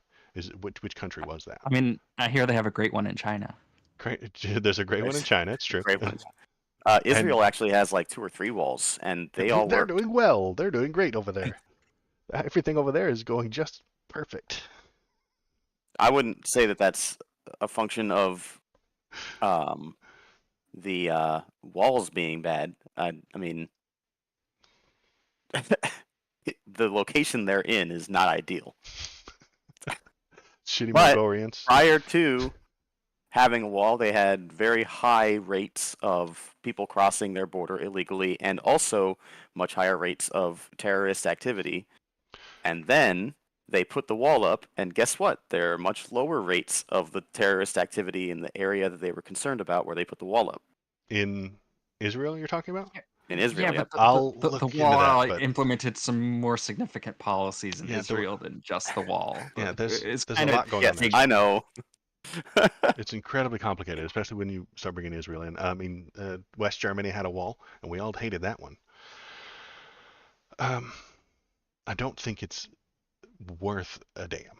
I think if you've had some sort of way to measure that this 250,000, if we're stopping and catching 250,000, releasing them with the court date, and the court date is 9 years out, and we don't have enough judges, then you need to spend money on that. And if you're spending money on that, and if you're spending money on the wall, you'll have less for the judges. You know, if you spend money on the wall, you have less for the social workers that could be there. You have less for job so training and Well, placement so this. and tracking these people. another country that put a wall up was Hungary. Well, they're Um, fascists, so I don't like them.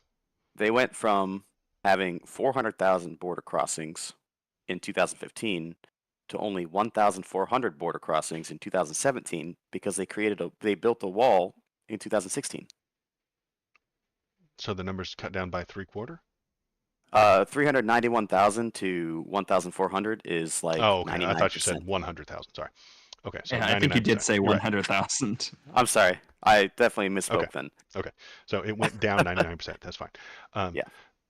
Do they have companies in the country of Hungary that are picking these Does people up? Hungary have companies? Companies that Yeah. are. Yeah, well, I mean, let me Do they finish have that. a Do they- labor need Do for they have those people? people? Do they have companies in there that are picking these people up secretly, flying them across the border, hiring them, paying them, and then sending them back? I bet they don't. I bet they I don't have no have idea, a but gigantic labor. I don't think they have a giant pile of but labor that needs to be done by these people. I mean, you gotta. I mean, the numbers speak for themselves, though.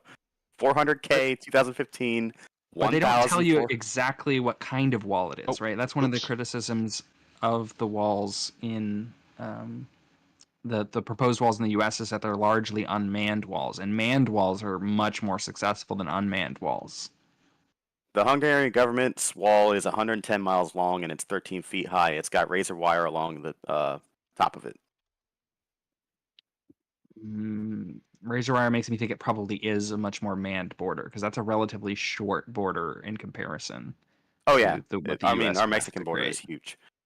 Which is why But, I keep saying it's just cheaper if we go back and take all of Mexico. We did it once, we can do it again. Oh boy. Exactly. Make it the 51st state. I mean, it's going to be more than one state. Mexico is composed of like 10 states. Yeah, it's pretty big. That's something we never. 32 states? Jesus, they have a lot of states. Why do we not call it the United States of Mexico? Come on, guys. Excellent question. Although I feel like California should be like 2 or 3 states also. Yeah, I think we want to make this better. I want to improve it, and I don't think a wall is going to help it. I think it's too expensive and it's not going to do any good. So what else were we going to point at to this? So with the Republicans, I think the House is being shady. They asked for things. They've been given. Biden has said yes, and now they're saying no. If the Republicans, They haven't said yes to the things that the House has asked for, though. The House asked for the Remain in Mexico policy is the main thing that the House has been asking for a long time, basically since Biden got in office and undid the Remain in Mexico. The House wants to codify that into law is their like biggest ask. They have 2 more, but I don't remember what they were. But he put out the House guy, whatever his stupid name is, he put out some list of like 3 things. He's like, these are the 3 things that we want, and if we can do that, we can get a deal done. and if Biden gave it to him, he'd shift again. I think he would move farther to the right and be like, okay, great. Even if he gave this guy everything he wants, the guy would ask for more. Biden gives him an inch, and he'll demand a mile.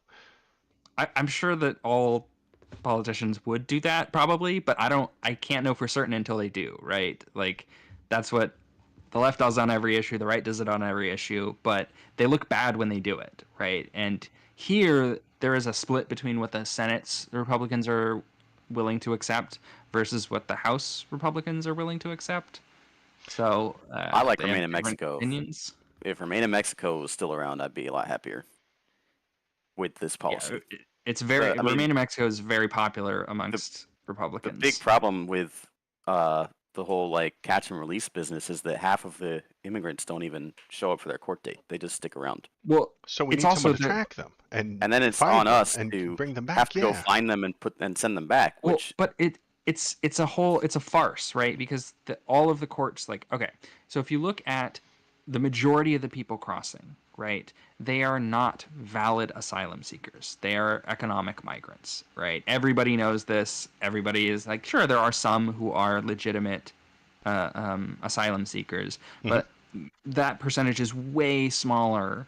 And the difference in the Remain in Mexico policy is that it creates a negative economic incentive for people who don't have valid asylum claims, because it's if you have a valid asylum claim, you want there to be no one else in line waiting for the judges, right? You want you to be at the front of the line. You go in, you get your court case heard, you granted asylum because you have a valid case, and you're good. But if you have a whole bunch of other people who are literally just like, wow, I heard there's money in America, I want to go there. I know I'm not being, persecuted or anything, but I'll go in and I'll just say the word asylum, and now I get to stand in the same line as everybody else.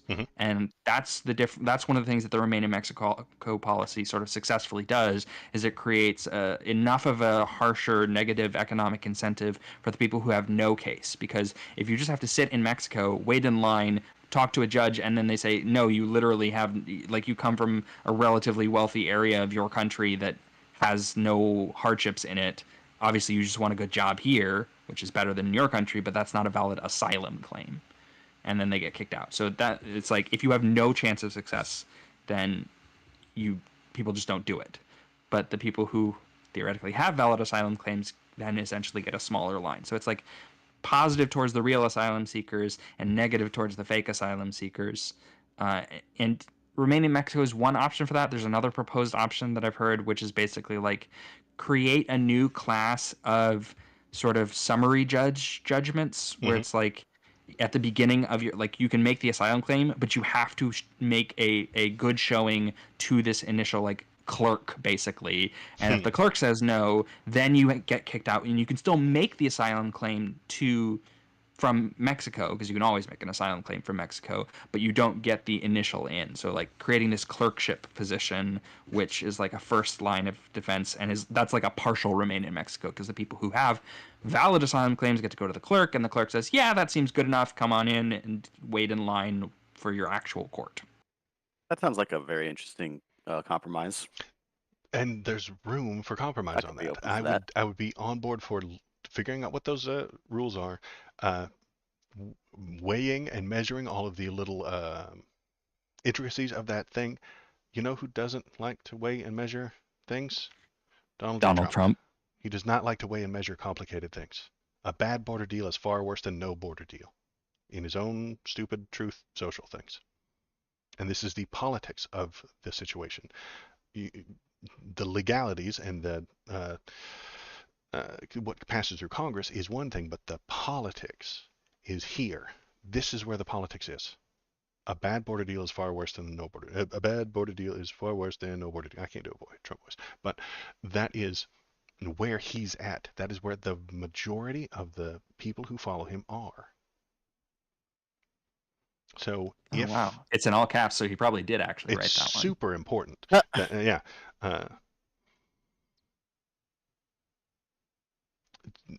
So even if Biden agrees to their inch to what's this guy's name, Johnson, the guy in the House, Mike Johnson, even if he agrees to the things that Mike Johnson asked for, Mike Johnson will extend what he asked for. He will ask for more. He's been given an inch. He will ask for a mile. Biden will give him the mile. He'll ask for 10 miles. Do you have something to evidence that for Mike Johnson specifically? Because I mean, I know there are other Republicans like who I would say that's much more validly claimed about, like Lindsey Graham. I would say that about for a large percentage of things, but I know almost nothing about this guy. That's what they're doing now. I mean, he said that this border deal that is about to pass through the Senate is dead on arrival. He's saying it. I mean, yeah, but that's because is. it's not his. So, like I said, a couple. In terms of what the House has been asking for, the House has been asking specifically for remain in Mexico, basically since it got repealed or whatever, executive actioned away. And there were two other things, and I mean, he's only been the House chairman, whatever, for like a couple months. But the previous guy too had a similar list. That so I'm not willing to say that he is as an individual as much of a like I don't know, border pusher or like a goalpost mover. I mean, he's the Speaker of the House. That's his entire job, is to be the goalpost mover. Say, hey, here's where we are. Well, to be the person who gets his people to the goal. So he's going to say, hey, here's where we want. Here's what we want. Here's what we're going to do to get it. His job is to set the goalposts, but moving the goalposts continuously, particularly in an election year, like makes you and your party look like a bunch of jackasses, right? To me and you, but not to people who read Truth Social. Yeah, but I'm an independent. My vote is the one that matters. To it's all the people in the middle that, like, and that might everyone be knows that there's 40% of the country on either side that's going to vote the same way, regardless, right? Okay, and it's that 10% or that 20% that's in the very center that they try to move to the left or to the right every election season, just enough to win. That's why what Joe Manchin and Mitt Romney ticket would demolish these two candidates. What party would they run for? There's some third independent party that's theoretically gotten on a whole bunch of the ballots already with no candidates lined up. That they're supposed to announce the candidates. And everyone thought early on, there's like, oh, maybe they actually, because they said that they'd gotten some Republican and some Democrat to do it, and everyone's like, is it Joe Manchin and Mitt Romney? Please. I could see the run towards the middle being a good plan right now because everything is shockingly separated. I could see somebody running that way. The two of them get together and say, hey, we're going to be in the middle and we're going to make politics boring again. I think a lot of people would shift and go towards them. I think you're right that it could be valuable. Do I want that? Not exactly. I mean, I want leftists, but that's me. I want a tougher Biden. I want a Biden who doesn't give them that inch. But I mean, that's just my opinion, you know. Okay, so and the point of all this is because I think that I'm worried that there is a what's called not civil war, not full on civil war coming. I think federal troops might try and remove that concertina wire, and the states might stand in their way. Do you guys think that would happen? I think it's unlikely for Biden to actually go through with that action. But if you don't think Biden would do the removal? Yes, I think Biden would just wait for the courts, basically, because I mean Biden's kind of a passive guy, right? Like Biden's kind of a methodical, like let's go do the like for all the people on the right who call him a fascist gun grabber. It's like, I mean, I'm sure he does want to, but he's a slow old man. Yeah. So because he won't do that first step, then the second step of civil war won't happen. I could comprehend that. Thomas, what are you thinking? I mean, even if he did do the first step, I don't think that the Texas law enforcement or whatever would actually stand in their way. Those state cops, right? It wouldn't stand and block the way. Okay. Yeah, no, it wouldn't happen. The wire would either be taken down or the first action never happens in the first place, and no fighting or standoffs ever really occur, and everything ends up getting decided in court in a few months. Okay. Pretty much it. Trump calls on all willing states to send National Guard soldiers to Texas. They ain't gonna do it. I don't think they will. I mean, there've been a few states who have said, okay, yeah, we support you, Texas, we like you, high five, and a few Republican governors who are giving them the thumbs up. But do you think any actual National Guard soldiers go down there? No, no, Okay, not at all. okay. I hope not. I hope not too. I hope they don't. But if some of them, if any governor, I mean, let's pick one at random, Kansas.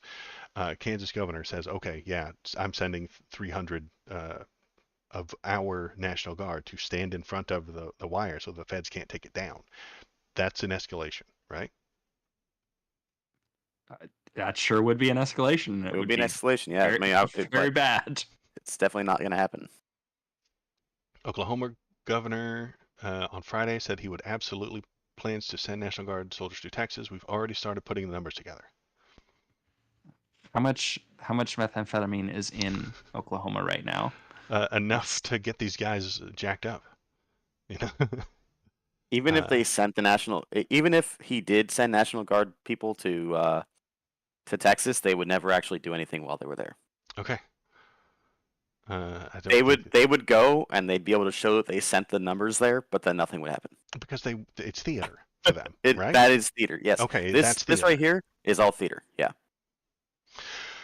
Okay. I hope the idea of sending the idea of other states sending National Guard soldiers over to Texas and then there being a big standoff at the border, like none of that's going to happen. If the soldiers do go, it's all theater. It's all theater. Okay. I hope it stays that way. Joe Biden can and should take over the Texas National Guard. Jesus. Oh my goodness gracious. If Greg Abbott is going to use his National Guard to flout the Constitution, the president should do as Dwight D. Eisenhower once did and nationalize the state agency entirely. So this is what the most these are the wildest headlines. I went and intentionally I'm putting on a show here to grab the wildest headlines. So what do we think about this? Greg Abbott says I think that ignore the Supreme Court. Oh yeah, hilarious. That's a good picture. Jack. You know, the only thing that it reminds me of is the Deal With It meme where the fucking glasses come down onto the dog's face. Should I save this and use it as a thumbnail? And I'll turn the eyes red or something like that. I'll change it up a little bit. It's a good photo. You gotta make the glasses drop down if you're gonna do it. I'll leave the glasses. I'll make a second pair of glasses fall on top of the first pair of glasses and turn the eyes red. There you go. Perfect. That's what I'll do. So, do we think that this is going to happen? No. No? Okay. I could see this happening. I could see this happening in a more legalese sense of like he just does it and orders them to all go home and then puts the real like the border patrol goes and takes the razor wire away. Like I can see this happening. And then he's like, and now I have unnationalized it.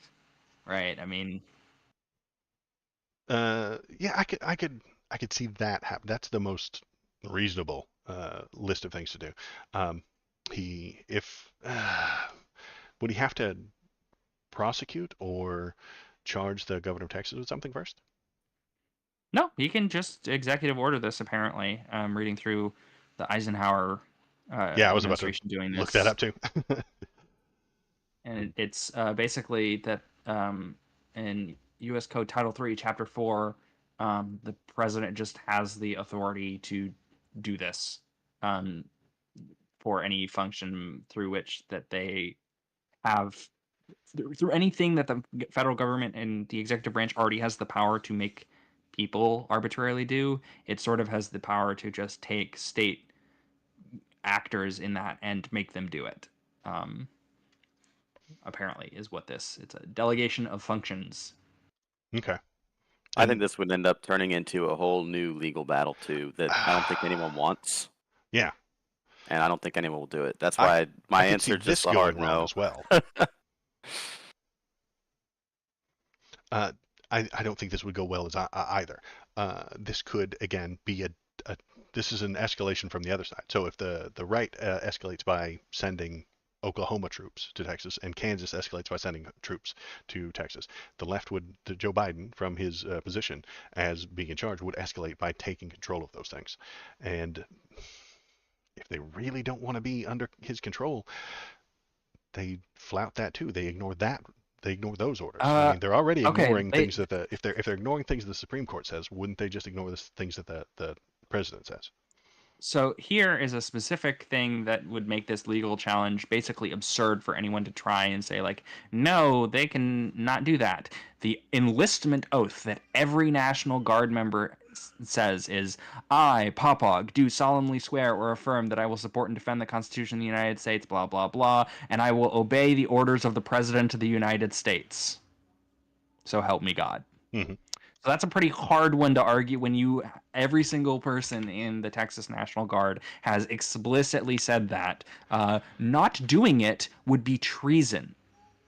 When you make that oath and you fail to obey that oath in a way that is directly opposed to the interests of the United States as defined by the executive branch, that's treason. That is punishable by death. And my argument was going to be a lot more along the lines of these organizations, Texas National Guard is made up of people, and so is Immigration and Customs Enforcement and the federal agents and whatnot. Everyone's going to make, hopefully, a relatively rational choice, and tensions are definitely not high enough that an American citizen who is a member of the National Guard is about to fire on an American citizen who is a member of Immigration and Customs Enforcement. It doesn't make sense. Like, everyone recognizes that we're generally on the same side. Like, especially when they're both Republicans. Exactly. Like, it's not happening. The fact that, I mean, if you took a very impersonal and like view of God approach, the way that, like, if you were looking at something like you were playing Civilization 6 or something like that, then yeah, this is a scenario that could happen. But it's just not. The whole, it's all run by people, and the conflict is not happening. Okay. I hope you're right. I hope that doesn't lead to conflict. There are an awful lot of people who are suggesting it is. Maybe they're just trying to make a fun YouTube show. And maybe I'm one of them. I don't want a civil war, but Alex Jones is talking about it, folks. He's all over the road telling us that the Biden administration is gonna push this stuff, and they're gonna start cracking skulls down there. So the Texas military is gonna have to take care of them, and he does that so that he can make more money. I get it. I'll be right back. I need to use the bathroom. Okay, cool. So I am worried that that's gonna happen, or that other people are gonna try and push it. We covered that. This is just what I get when I cruise Twitter. Tim Pool says Biden is a Nazi, and then an actual Nazi says, no, he's not. If he was, we would be supporting him. My God, Jesus Christ. So this is good. This is great, because Groypers, they are definitely Nazis. So they like that. When someone says I'm a Nazi, you should take them at their word. Believe them. And then when they tell you who isn't, they have some understanding of who is and who isn't, a little bit better than Tim Pool. So that's fun. I will say half of Nazis is calling each other fake Nazis, though, because they're not Nazi enough. And feds. So you even within their own little communities, they're trying to suss out the feds, the secret people who are actually working for the FBI, trying to trap all the Nazis. So it's a very wild place to be. I've never tried to secretly infiltrate any of them, but I've watched people who have and read about people who have, and it's very fun that they try and suss out the fakers. Let's see, what's going on in chat? Disabled veteran. I'm aware that Hawaii has its own constitution. Okay, cool. Every state has a constitution. Disabled veteran, all of them do. Yeah, he's saying about before. He's making the argument that Texas is unique because it was an independent country before, but it's not unique in that sense. One, Hawaii had its own constitution before, the Republic of Hawaii, but two, all of the original colonies were independent nations and created a coalition of states. So the original 13 colonies would also be independent states. Right. So I don't think that, Texas doesn't have the right to secede. Every time I hear a Texan explain that, or even some Texas Republican lawmakers will suggest that. I go and I read, and legal They do scholars have say a that they're weird not thing, allowed to though, don't because they? of Right? They have the a Civil weird. War. They were before the They have Civil a, War. but they have a thing where they're allowed to like split. I feel like that they still have some weird thing. I've read that was true before the Civil War, but afterward, not any longer. Let me poke around on the internet, but I found it in the past, and it suggested that they're not allowed to after the Civil War. I'm back. Maybe Thomas knows. Thomas, can you tell us if Texas is allowed to split into multiple states? Oh, into multiple states. I thought you Oh. meant secede from the Union. That's what No, I was. no. That there's something that I think that they are allowed to subdivide. But I might be completely pulling this out of my ass. So It's the first result on DuckDuckGo when I start looking for Texas split into states. So, I mean, let's see. What do the old liberals at Snopes have to say? Mixture. There's a clause in the document annexing Texas to the United States, allowing for Texas to be divided up into as many as 5 different states. But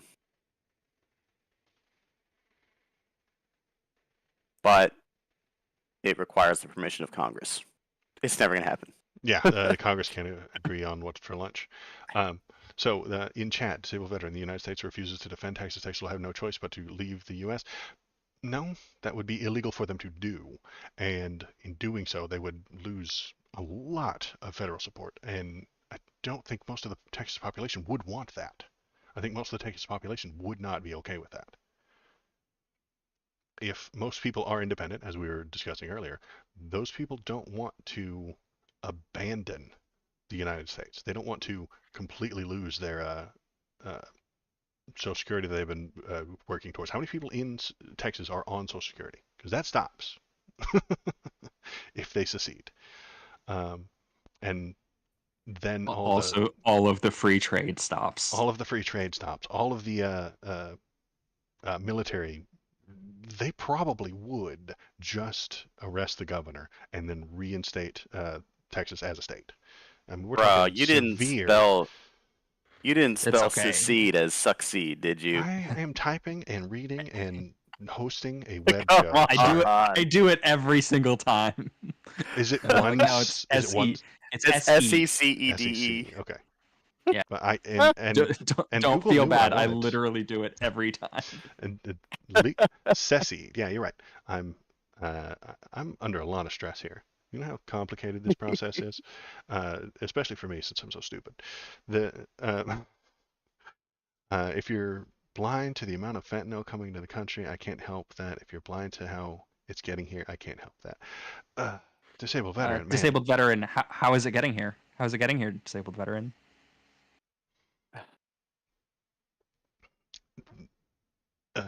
It's getting here through the ports of entry, through legally people it's carrying through the ports it. of entry. Because fentanyl is really small. The American people go to Mexico, pick it up, bring it back with them, and then sell it for profit, money. And they do that because it's easier than working a job. There's a high risk, but there's a high reward. That is a job, you know. It's a job. I mean, it's just we don't like it generally. So I don't think that they're going to secede. Then all we have is people on the internet talking about it, which is a thing I do. Anything else to say about this? Thomas, you were gone to the bathroom, but I think this is hilarious. Well, oh, are you not watching? Sorry. Oh, what the fuck? That's so silly. I think that makes me happy. That Tim Pool can be just proven wrong so often. Oh, that's one of Nick Fuentes' dudes. Nick Fuentes fans are called Groypers, yes, and they Yeah. willingly accept being Nazis, and they talk about how great it is and how awesome they think that it would be. And so when Tim Pool says, "Hey, that's a Nazi," they're like, "Nah, he's not." I don't agree with their stances, but I gotta say, that whole Kanye West thing was funny as fuck. Oh, Kanye is just special. He needs lots of lithium. Only He needs Kanye lithium. had waited a couple months, then he would have had so many more people supporting him. Oh man, that fucking Alex Jones interview is gonna go down The in mask. history as Ugh. the one time that Alex Jones was made uncomfortable by somebody else.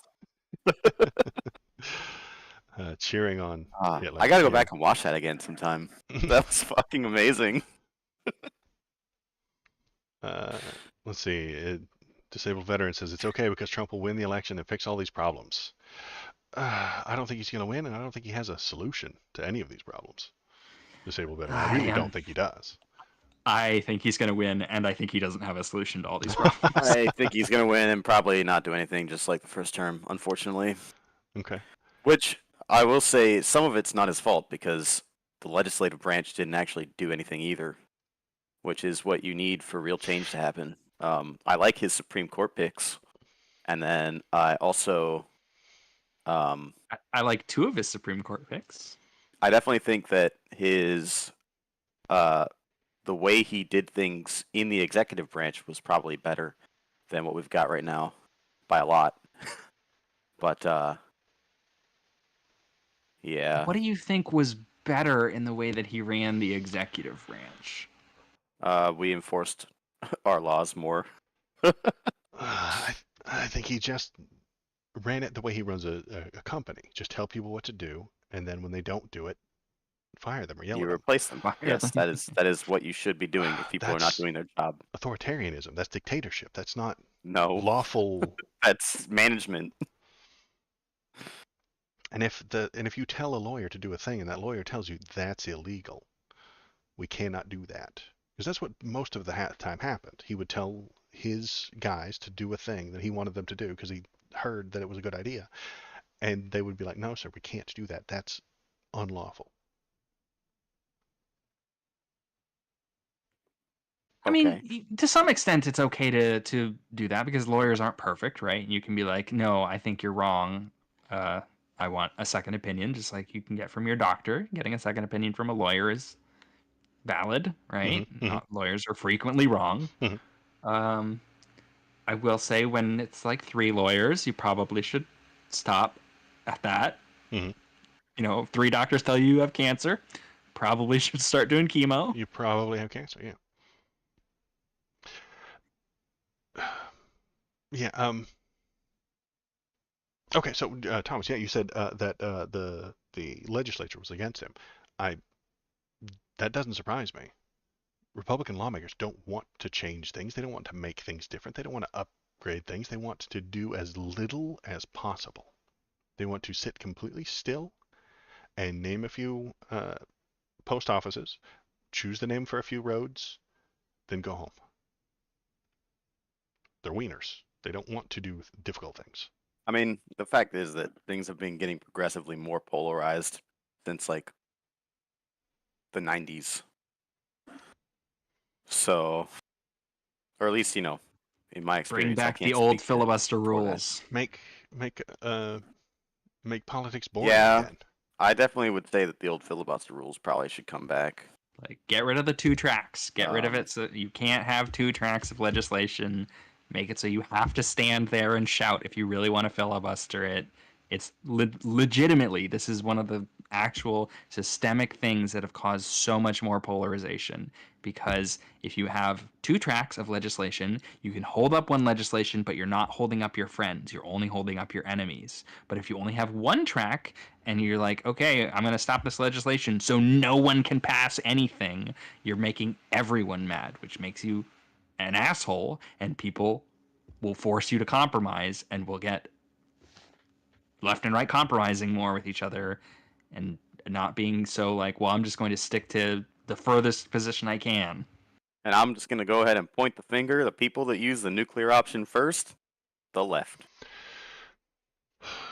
Well, those are the rules now. I don't like the rules. I think we could update those rules. I'm not on board for filibusters. I think I would like for things to be more what you call work towards the center, and I think that's what has happened with this literal border bill. The Senate has said Biden wants a thing. He wants aid to Ukraine, and we want a thing. We want these uh, border things done at the South. Biden has agreed to it. He's being bipartisan. He's meeting them in the middle. And who is shooting that down right now? The hard right people of the House.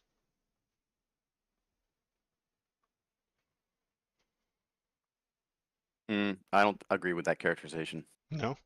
I mean, am I wrong about who's shooting it I down? mean, we have to see what the Senate actually, because we don't have an actual bill from the Senate, and we don't know who in the Senate is actually on board with what provisions, right?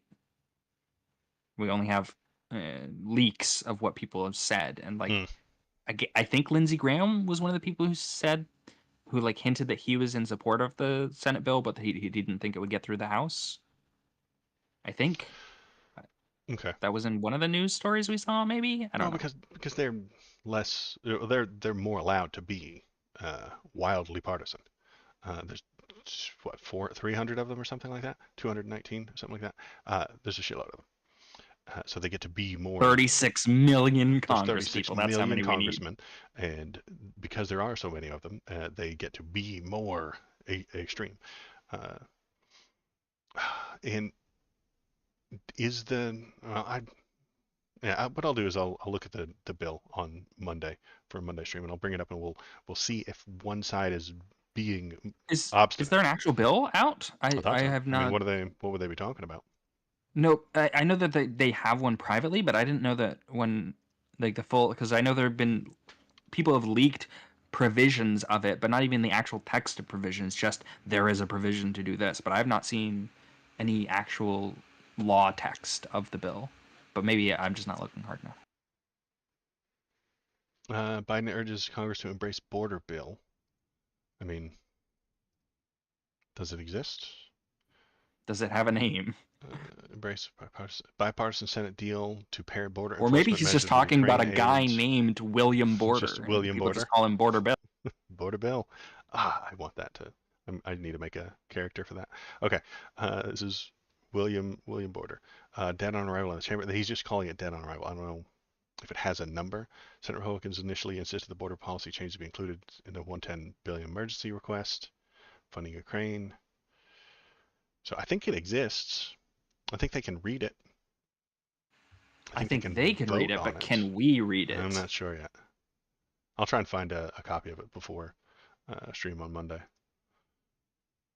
And speaking of funny things, what do we think about Eugene Carroll's $83 million from Donald Trump? I mean, it's gonna go down. That's the jury award. Jury awards are always ridiculously high. Um, I think they're because it's split up between the like compensatory and punitive damages, and I Mm-hmm. think the punitive damages is over the cap. Um, so Okay. I don't know. So it's going to come down to what, 60, 50, The 40? the I have no idea. Okay. Okay. I'm not at all versed in Okay. defamation law enough to. It's I know the First Amendment parts of it. I don't know about the judgment parts of it at all. All I know is that there are some caps, and it's ultimately up to the judge to issue what the actual fines are. I think this is very funny. Yeah. Uh, Also, it um typically it's settled after the fact too. I know the Johnny Depp and Amber Heard trial was a big deal for a little while, and they awarded him like a net $8 million or something like that mhm. at the end of the trial, and then she only ended up having to pay him $1 million. Okay. So it went down by an eighth, to an eighth. Yeah. So if we even if we'd use that as a measuring stick, this would just still be $10 million, which is double what he paid last time. Yeah. Um, is he going to stop? Is there going to be a third trial? Is 83 a large enough number to convince even him to stop No. saying the things? The dude says whatever comes across his brain at the moment that it's going. You know, like I think you're right. I think he doesn't have a whole lot of personal control over what he's doing, what he's saying, and what he's thinking at any given moment. I don't think he has a lot of self-control. That guy. I wouldn't call it a matter of self-control. I would just call it a lack of filter in what he's saying. He says what's on his He mind. has and zero filter. Yeah. Okay, so he's got zero filter, but he can. I mean, you wouldn't call that a lack of self-control? If saying a certain couple of sentences cost me $83 million, I would never say them. I would control myself in doing so. And it doesn't help that the press wants him to do it again. I mean, this is a good story for them, anyway. Because they get to keep reporting on it. So they're immediately going to go chase him down with a camera and ask him what he thinks so that he can do it again. Well, so I'm her not thrilled. allegation in the first place Mhm. was that that he sexually assaulted her. And is the case here that every time he says, no, that's fucking bullshit, I never did that he gets sued for it? Well, every time he defames her. What's the defamation? He's saying she's fucking lying. What's the specific statement right? here? Like, right. Well, there was an entire trial about it, and they said, yeah, that he did the defamation. And if he defames her again anew tomorrow. The question is, what is he saying that is defaming her? I know we've talked about this a long time ago, but I forget the details of the case. He goes on to Truth Social and talks about how she's a liar. Okay, so if someone accused you of sexual assault today, and you definitely did not commit that sexual assault, what would you say? Well, You'd say they're a fucking liar. Great. Okay. So there's room for these things. The court has proven defamation. You and I can armchair it all day long, but the court has proven defamation by the legal standards. Whatever he was doing. Yeah, was I mean, defamation. he's certainly going to appeal these judgments. The civilly liable and guilty are two separate things. One is beyond a reasonable doubt, and one you're is conflating the two things. Yeah, and one is defamation is not a crime. Defamation is a civil matter. He was found criminally liable of that. Then there was a defamation suit. Then this is a second defamation suit because he keeps doing it. He keeps defaming her. This isn't this isn't proving whether or not he sexually assaulted her. That's not what this second case is about. That's not what this 83 million is about. It's not about whether he did the sexual assault or not. This is about did he defame her? Well, it has to be, right? Because no, because truth is an absolute defense. So if he could prove that what he was saying was true, that she was lying, then that's an absolute defense against defamation. But hold on a second. True or not true is not a requirement. Her claim is a positive claim. He sexually assaulted me. He said, "No, I didn't. She is a liar." Then that's correct. To have truth means that in order for him to prove, you're thinking about it logically here. Prove that's negative. Not the legal standard. It's not that he has to prove the negative. It's that if he could prove the negative, he would automatically win. But there are other avenues for him winning and losing, right? So him proving that she is lying, right? So if he can demonstrate that her claims are actually false. So if she's like, because I think her claims are ambiguous about like when it happened and whatever. But if she had made specific claims of like it happened on October 14th, 1991, and he was like, haha, here's video footage of me being in Paris and you were in Jamaica at the time, so that can't have happened, right? Then that defense would just auto win. You wouldn't. A judge would make a declaratory judgment. No jury. He would just win. But that's absent not the only of that kind of receipt, like you can't prove a negative, right? That's correct, but he doesn't have to prove a negative, right? He can win by proving that his statements are opinion and not factual, for example, right? So opinions are protected by the First Amendment and cannot be subject to defamation claims. You cannot defame someone through your opinion. So he's allowed to say she's ugly.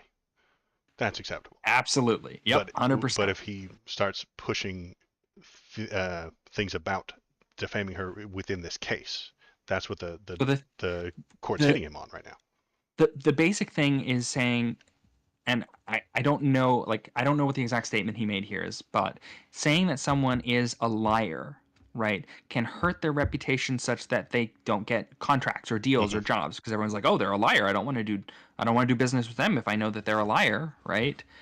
Which is different from saying that someone lied about something, right? Saying that someone lied about something can be, especially if you can protect that and defend it by saying it's your opinion that they lied about it, right? You can even go in and say it's my opinion that she's a liar, and that can protect you. And he might have been better off. Yeah. Yeah. If you make statements that are like, she's a liar, I can prove that she's a liar, she lies about everything all the time, don't trust her, don't do business with her, right? That statement could be tortious interference, can be defamation, can be libel, right? Yeah, and so I don't know what the specific statements he made here are. Okay. But that's one of the defenses available to him in defamation, is saying it's my opinion. So I made it clear that it was my opinion and not a statement of fact. Here's why I'm okay with the way this court did the thing. Overall, he was found criminally liable and for defaming her. And then they charged him $5 million. And then he went out the very next day and did it again. If that makes it a repeat thing, yes, there should be a second trial. Yes, they should increase the amount that it cost him, because $5 million wasn't enough to make him stop defaming her.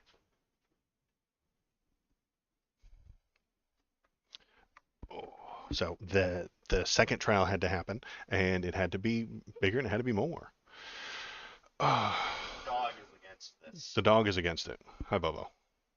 What do you think about E.G. and Carroll? No, nothing? Bobo break. Hi, everybody. This is Bobo. He's a dog, and he's the one that barks all the time. Hey, kid. All right. Get out of here, Bobo. So yeah, that's kind of now. Okay, so more interesting, more politics, more feelings.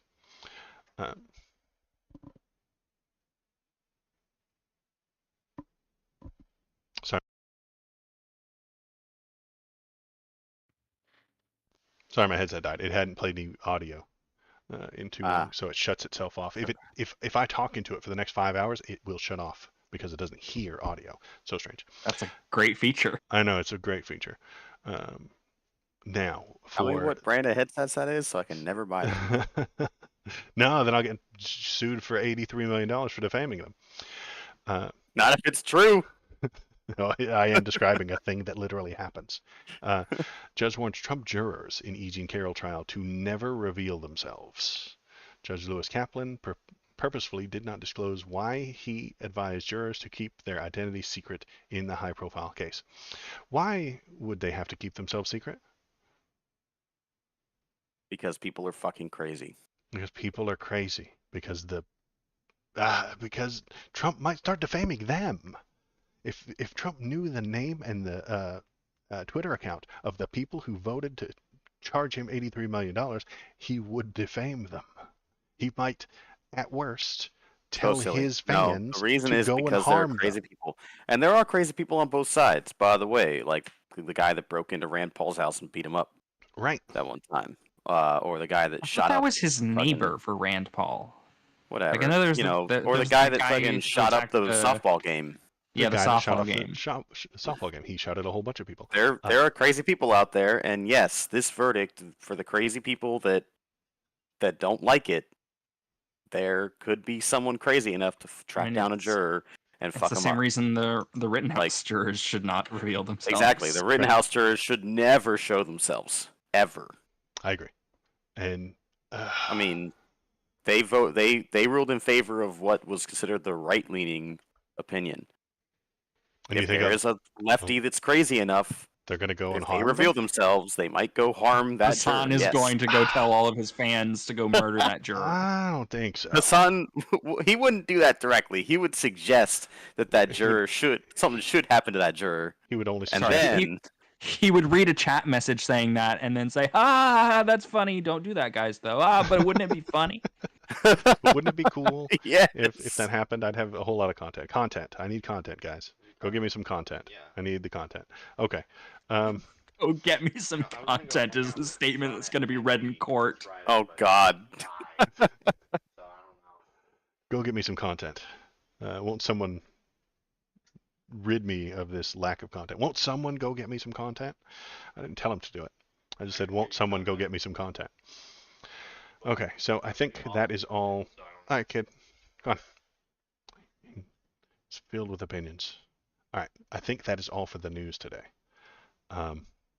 It is 12 o'clock. I have got to eat some lunch, and then I have to go to meet some people in the city, and that can take a while. So I have to call it off here. I appreciate everybody who's in chat today. Popog, thank you for being our special guest star. Thomas, I appreciate it when you come here to talk about stuff. Yeah. Thanks for having me. Yeah, it's super cool. If you are watching, if you're paying attention, please hop into chat, click the buttons, click the thumbs up, click the likes, click the follow one button. question. Yeah. Subscribe What to the platforms OnlyFans. are we streaming on right now? What platforms? We're on Kick, Yep. Twitch, and YouTube all at the same time. Kick, Twitch, and YouTube. Yeah, we are. All right. We're on the Kick, we're on the Twitch, we're on the YouTube. Because I don't know, I'm just trying to get. If you Is it- kick much Is it YouTube, out. all it starts to Waldo's? Twitch. Is it all Waldo Politics or Waldo's Political Stream? I'm trying to help you out here. Come on. Yeah, you're right. It pops up in chat pretty often with the thing here. There's the Yep, YouTube. there's the YouTube where you have 3 viewers. Yeah, a whopping. And on the 3 Kick, viewers. we got 3. And and there's a whole bunch of chat going on Twitch. What's the Twitch? Twitch is, I don't know. I don't have that set up, do I? No, I don't. Waldo Politics. Waldo Politics on Twitch as It well. doesn't pop up. I have to fix that. I should put that in there. Oh, there could be just one that does socials. You're right, and it would do all of them. That makes sense. I only started the Twitch stuff a couple of weeks ago. Yeah, because then you can include the OnlyFans in your social links as well. Right. There we go. But yeah, I'll take my shirt off. Oh, I don't know. It's worse. I don't think you want to go the direction of the Amazing Atheist. If I honestly. get if I get 1,000 followers, I'll show my feet on stream. How about that? Oh, he did much worse than that. He ate some bananas. Oh, good. Yeah. That'll with- get the with views. the wrong hole. I hate bananas. Ingested. He ingested some bananas. He did that South Park episode where you eat the bananas and then poop them out your mouth. Okay, before we get any more horribly, terribly off topic, I'll close it there. Like I was saying, yeah, click the buttons, follow us, turn a frog gay. If you're not a follower, you will turn a frog gay when you press that button. And that is it for me today. I'll be back on Monday. Thomas, you're not available on Monday, right? I am not sure actually. If I am available, I'll pop in. What time is the Monday stream? 7. I 7 start o'clock. I start the little countdown thingy at 6:45, and Pacific. it starts at 7. Unless dinner takes too long and I'm a few minutes late, but it wouldn't be much. Should be a 7 couple minutes. Pacific. Pacific, yes. West Coast Yes, is the best yes. coast. Yes. So 10 EST, people. 10 EST, Yeah, 7 that's- Pacific. Yeah. That is that's the time frame. If you're not on the West Coast, what are you doing? Messing up. You're fucking up. Don't fuck up. So that is it for me today. I appreciate it. Everybody who was here, thank you. I love you, and goodbye. All right. Bye, everyone.